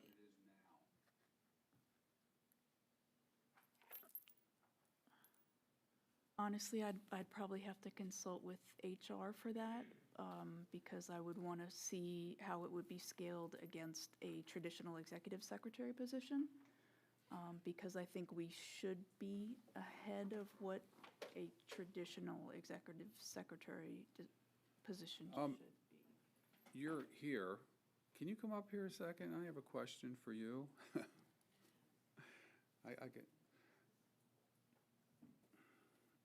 We are changing the job description. That kind of enacts like a desk audit of the new position, of how it's being written, what it's morphed into these days. If we're changing the description, you have to advertise because there's a vacancy. Can you look at it so we have time to increase the salary to what you think it should match the position before we advertise it? Yeah, that's what I would say is, I believe all executive secretaries across the county are at the same pay grade. Okay. So I would want to see what the changes are and what that would match up against so that it could be commensurate with other positions. So if we change the job description tonight, you could theoretically get it on your desk, and then we don't have a personnel meeting for 4 weeks, but we could do it. Yeah, I don't want to delay the process of you advertising, but you're going to be advertising at a different rate, so but I don't want to delay your process. Next meeting is June 4th. Like, if we adopt it tonight, can we do an amendment for it on June 4th without bringing it back to personnel? If you. Probably, but what if we just advertised it as a range? Or does the advertisement have to specifically say the grade? It doesn't have to say the pay grade. Yeah, you could do a range. And did on the 4th, or? We think is appropriate. Okay, so everybody understands how we went off on this, but any other discussion about the? We're gonna do it, but we didn't get to ask them if they thought that the salary was in the right place, so might as well do it all now at front. Thank you. Any other discussion about the amended job description? Seeing none, call for the vote, please. Mr. Holland? Yes. Warren? Yes. Mr. Bellet? Yes. Ms. Fadum? Yes. Ms. Keegan? Yes. Mr. Kraft? Yes. Mr. Qayyum? Yes. Fargo Hefner? Yes. Adopted by a vote of 8-0. All right, number 6, consideration of Pennsylvania Department of Transportation Community Traffic Safety Project Program, CTSP, Grant Resolution, Bethlehem Health Bureau, City of Bethlehem Health Department. Mr. Warren, can you introduce the resolution, please? Yes. Whereas the Pennsylvania Department of Transportation, PennDOT, has made grant funds available through the Community Traffic Safety Project Grant Program, CTSP, to fund traffic safety educational outreach projects. And whereas Northampton County is an eligible applicant, as the CTSP grant fund allocation formula is driven by county-level data, and county allocations require consent of usage by authorized individuals within each county jurisdiction prior to their inclusion in the CTSP grant agreement. And whereas Northampton County is partnered with the Bethlehem Health Bureau, City of Bethlehem Health Department to carry out the CTSP activities. It is hereby resolved that the Council of Northampton County does hereby designate the county executive to execute all CTSP-related documents and agreements between the County of Northampton and PennDOT. It is further resolved that Ms. Rebecca Sanchez, grant writer in the county's Department of Community and Economic Development, is authorized as administrator and directed to sign on its behalf the electronic access agreement for Pennsylvania Crash Information Tool entered into with PennDOT. Thank you. Any discussion? Seeing none, call for the vote, please. Mr. Warren? Yes. Mr. Boulette? Yes. Ms. Fadum? Yes. Mr. Holland? Yes. Ms. Keegan? Yes. Mr. Kraft? Yes. Mr. Kayoum? Yes. Fargo Hefner? Yes. Adopted by a vote of 8-0. Number 7, consideration of Administrative Code Article 13 contract resolutions. This is a multi-part, so we'll go to Part A, Alloy 5. Mr. Villette, can you introduce the resolution, please? We can just do the, therefore be it resolved part, right? Alloy 5, okay, you don't have? Yeah, no, I have it. Thank you. Now therefore be it resolved that the Northampton County Council does hereby concur with the recommendation of the county executive as set forth in the attached documentation to approve an amendment to a contract with Alloy 5 Architecture. Had a discussion last night at the, at our meeting. Is there any other discussion from county council on this Article 13 contract? Seeing none, call for the vote, please.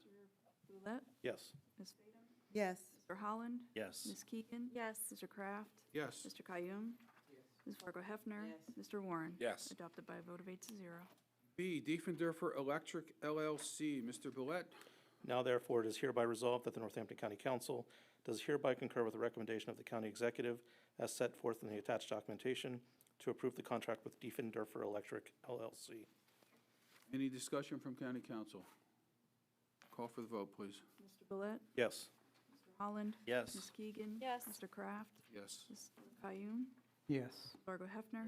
Mr. Warren? Yes. Ms. Fadum? Yes. Adopted by a vote of 8-0. Number C, Mohawk Group. Mr. Villette? Now therefore it is hereby resolved that the Northampton County Council does hereby concur with the recommendation of the county executive as set forth in the attached documentation to approve the contract with Mohawk Group Incorporated. Any discussion from county council? Call for the vote. Mr. Boulette? Yes. Mr. Holland? Yes. Ms. Keegan? Mr. Kraft? Yes. Mr. Kayoum? Yes. Ms. Fargo Hefner? Yes. Mr. Warren? Yes. Ms. Fadum? Yes. Adopted by a vote of 8-0. D, NRG Controls LLC. Mr. Villette? Now therefore it is hereby resolved that the Northampton County Council does hereby concur with the recommendation of the county executive as set forth in the attached documentation to approve the contract with NRG Controls LLC. Discussion from county council. Call for the vote. Mr. Boulette? Yes. Ms. Keegan? Yes. Mr. Kraft? Yes. Mr. Kayoum? Yes. Ms. Fargo Hefner? Mr. Warren? Yes. Ms. Fadum? Yes. Mr. Holland? Yes. Adopted by a vote of 8-0. Okay, number E is the Worco Group Mechanical Contractors. Now therefore it is hereby resolved that the Northampton County Council does hereby concur with the recommendation of the county executive as set forth in the attached documentation to approve the contract with the Warco Group. Any discussion from council? Call for the vote. Mr. Boulette? Yes. Mr. Kraft? Yes. Mr. Kayoum? Yes. Ms. Fargo Hefner? Yes. Mr. Warren? Yes. Ms. Fadum? Yes. Mr. Holland? Yes. Ms. Keegan? Yes. Adopted by a vote of 8-0. And finally, F, the Worco Group Plumbing Contractors. Now therefore it is hereby resolved that the Northampton County Council does hereby concur with the recommendation of the county executive as set forth in the attached documentation to approve the contract with the Warco Group. Discussion from county council? Seeing none, call for the vote, please. Mr. Boulette? Yes. Mr. Kayoum? Yes. Ms. Fargo Hefner? Yes. Mr. Warren? Yes. Ms. Fadum? Yes. Mr. Holland? Yes. Ms. Keegan? Yes. Mr. Kraft? Yes. Adopted by a vote of 8-0. Okay, number 8, consideration of a resolution in support of state transit funding that would affect Northampton County and its residents. Mr. Warren, could you introduce this resolution, please? Yes, Mr. President. Whereas every single resident of Pennsylvania benefits from the public transit system that serves our Commonwealth, and whereas there are 75 unique transit systems in the Commonwealth of Pennsylvania, 33 fixed route systems, and 42 community and share ride route systems, all of them helping to fuel our statewide economy. Whereas public transit systems across Pennsylvania, including the Lehigh and Northampton Transportation Authority, LANTA, are responding to the long-term changes in commuting patterns, customer needs, travel needs, and a changing economic landscape. And whereas LANTA carries over 15,000 riders each day on its bus and paratransit services in the Lehigh Valley, and 75% of those riders are commuting to and from work. Whereas approximately 2,500 students commute to and from their classes at within the Lehigh Valley community colleges and other institutions of higher learning utilizing LANTA services. And whereas medical staff at local hospitals and patients who need medical treatment utilize LANTA transportation services. And whereas LANTA connects people to medical care, groceries, farmers markets, and social opportunities, and is a lifeline for seniors, people with disabilities, and those members of our communities who otherwise would face isolation. And whereas LANTA has proposed a 7% reduction in services due to state funding challenges that will adversely affect residents of Northampton County when trip reductions go into effect on June 15th, 2026. And whereas LANTA has proposed entirely eliminating weekend service to the Nazareth and Slate Belt regions of Northampton County, but has decided to only scale back trips to those regions based on strong public input. And whereas years of underfunding by the Commonwealth of Pennsylvania has caused severe budgetary shortfalls for transit agencies statewide, including LANTA, and many may be forced to implement stringent cuts to services in rural, suburban, and urban regions, including steep fare hikes if the Pennsylvania General Assembly fails to act. And whereas Governor Josh Shapiro has proposed a mass transit funding plan that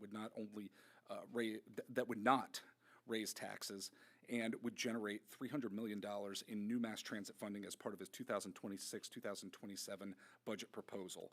Now, therefore, be it resolved that Northampton County Council supports the passage of Governor Shapiro's mass transit funding proposal within the Pennsylvania General Assembly and encourages every member of the Pennsylvania House of Representatives and Pennsylvania Senate who represents Northampton County to support and vote in favor of passage of this funding for our Northampton County residents. And it is further resolved that copies of this resolution will be sent to Governor Josh Shapiro and all members of the Pennsylvania House of Representatives and Pennsylvania Senate who represent Northampton County. Is there any discussion on Mr. Warren's resolution? Mr. Moore, go ahead. No. No, you turned your mic. Well, I'm ready to vote. I have a comment that I'd like to make. Mr. Bullet? So I attended the April 29th public meeting that LANTA held, and one of the things that I thought was interesting there was Owen O'Neill, the executive director of LANTA, pointed out the fact that when the agency got significant amounts of COVID money, as many agencies did, what they did was different than what many other agencies did, and they actually used that money to expand service. Now that they're no longer getting additional COVID money, they're looking at being forced to scale back that service significantly. The April 29th meeting, the proposal that they were asking the public to weigh in on would have entirely cut Saturday service from Forks to Nazareth, including Graysdale, and it would have entirely eliminated service to the Slate Belt over the weekends. Last year, when LANTA was implementing or was making proposals, they proposed entirely eliminating service to the Slate Belt, and fortunately that was saved. And then as a result of this, the public pushback from this meeting, they did preserve the Saturday trips to Nazareth and the Slate Belt. They simply cut back some of the trips. I think they cut 2 trips to Nazareth and 2 trips to the Slate Belt. But they were very emphatic that more cuts are coming to service in these communities if they do not get additional public or additional funding from the state. The Nazareth area, the Slate Belt area are underserved by transit, in my view. These areas have a higher population in poverty, a higher senior population. They are more disconnected than our urban cores in Easton and Bethlehem, and the people there have fewer options if they don't have the bus service. There are people at that meeting from Wind Gap, which is the borough I live in, who spoke about the fact that they would not be able to get to their jobs if the Saturday service from Wind Gap to Easton was eliminated. So I know this is not an area where we can have a direct impact. We can't just say, hey, pass this funding and have it happen. But I would urge us to use our voice to encourage our area representatives and senators to support this because our communities need it. Thank you. Any Really other quick, yeah. discussion? Didn't you just read that whole thing I in? just read the whole thing, Okay. but I just want to reiterate one aspect within this Go whole ahead. thing that I think is absolutely critical when it comes to mass transit funding with communities throughout Pennsylvania, here in Northampton County, is that people would face isolation. People would face isolation, specifically individuals with disabilities, if we didn't have the mass transit funding that is absolutely needed for us to serve these individuals. I hope everybody considers that. Folks with disabilities, through no fault of their own, may face isolation if mass transit funding is scaled back and not passed in a responsible fashion by the state legislature. Thank you, Mr. President. Any other discussion? I'll call for the vote, please. Mr. Warren? Yes. Ms. Fargo Hefner? Yes. Mr. Bellet? Yes. Ms. Fadum? Yes. Mr. Holland? Yes. Ms. Keegan? Yes. Mr. Kraft? Yes. Mr. Qayyum?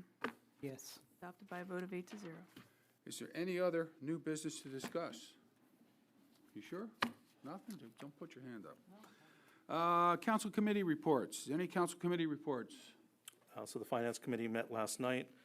We went over the contracts that were voted upon tonight, and the budget amendment that was introduced tonight and will be voted upon at the next meeting. And as the executive mentioned, we also got a Q1 finance overview, which I thought was great. Mr. Dunstan indicated this is not something that was done in the past, and thought it was very informative, and I'd like to see this continue in the future. Thank you. Any other committee reports? Seeing none, liaison reports, or any liaison? Mr. Lehigh Valley Planning Commission Executive Committee met this week to go over some general business, and Lehigh Valley LVDC also met this week as well. One other liaison report, Mr. President. Go ahead. I attended the most recent executive board meeting for the Northampton County Conservation District. They did indicate that they're in discussions with the county about taking on some of the functions that the county currently does to assist us. And what they would be looking for is a annual contribution to the county in terms of funding. I think they mentioned about $150,000. Give us an annual contribution? No, they would like us take care of to our stuff? include That's them. how I heard it. Yeah, that's how I heard it. They would like us to include them in our annual budget. So they want to circumvent our Parks Department and do it themselves? Well, I think the county is looking to I know. work with them on that. Okay. Any other liaison reports? Seeing none. Council clerk's report? Nothing. Nothing. Solicitor's report? I guess I do have a short report. After, I don't know, it was the last meeting before, we had that presentation by Civitas regarding the Tourism Improvement District. I have had the opportunity, because I had some procedural reservations and concerns. I've had the opportunity to speak with Tiffany Gallagher, who was there with Civitas, and actually talked today with both Dave Backenstow, the solicitor in Lehigh County, and with Michael Corriere, who's an assistant solicitor in the county solicitor's office here. I think there may be a way, again, obviously I'm not talking about policy on this, but if the council were so inclined to utilize existing state statutes to achieve the objectives of this tourism improvement district as opposed to kind of invent a procedure out of whole cloth. So I think there are possibly ways to do that using the statute called the Neighborhood Improvement District Act. If you recall from the presentation, there was some concern, I think, by Civitas that as a county, we would not be subject to or could not take advantage of the NID statute.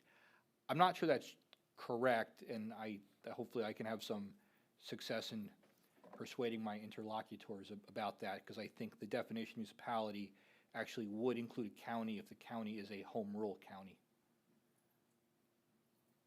So that's all I have to say about that. Thank you. Okay, motion to adjourn. So moved. Second. Second. All in favor?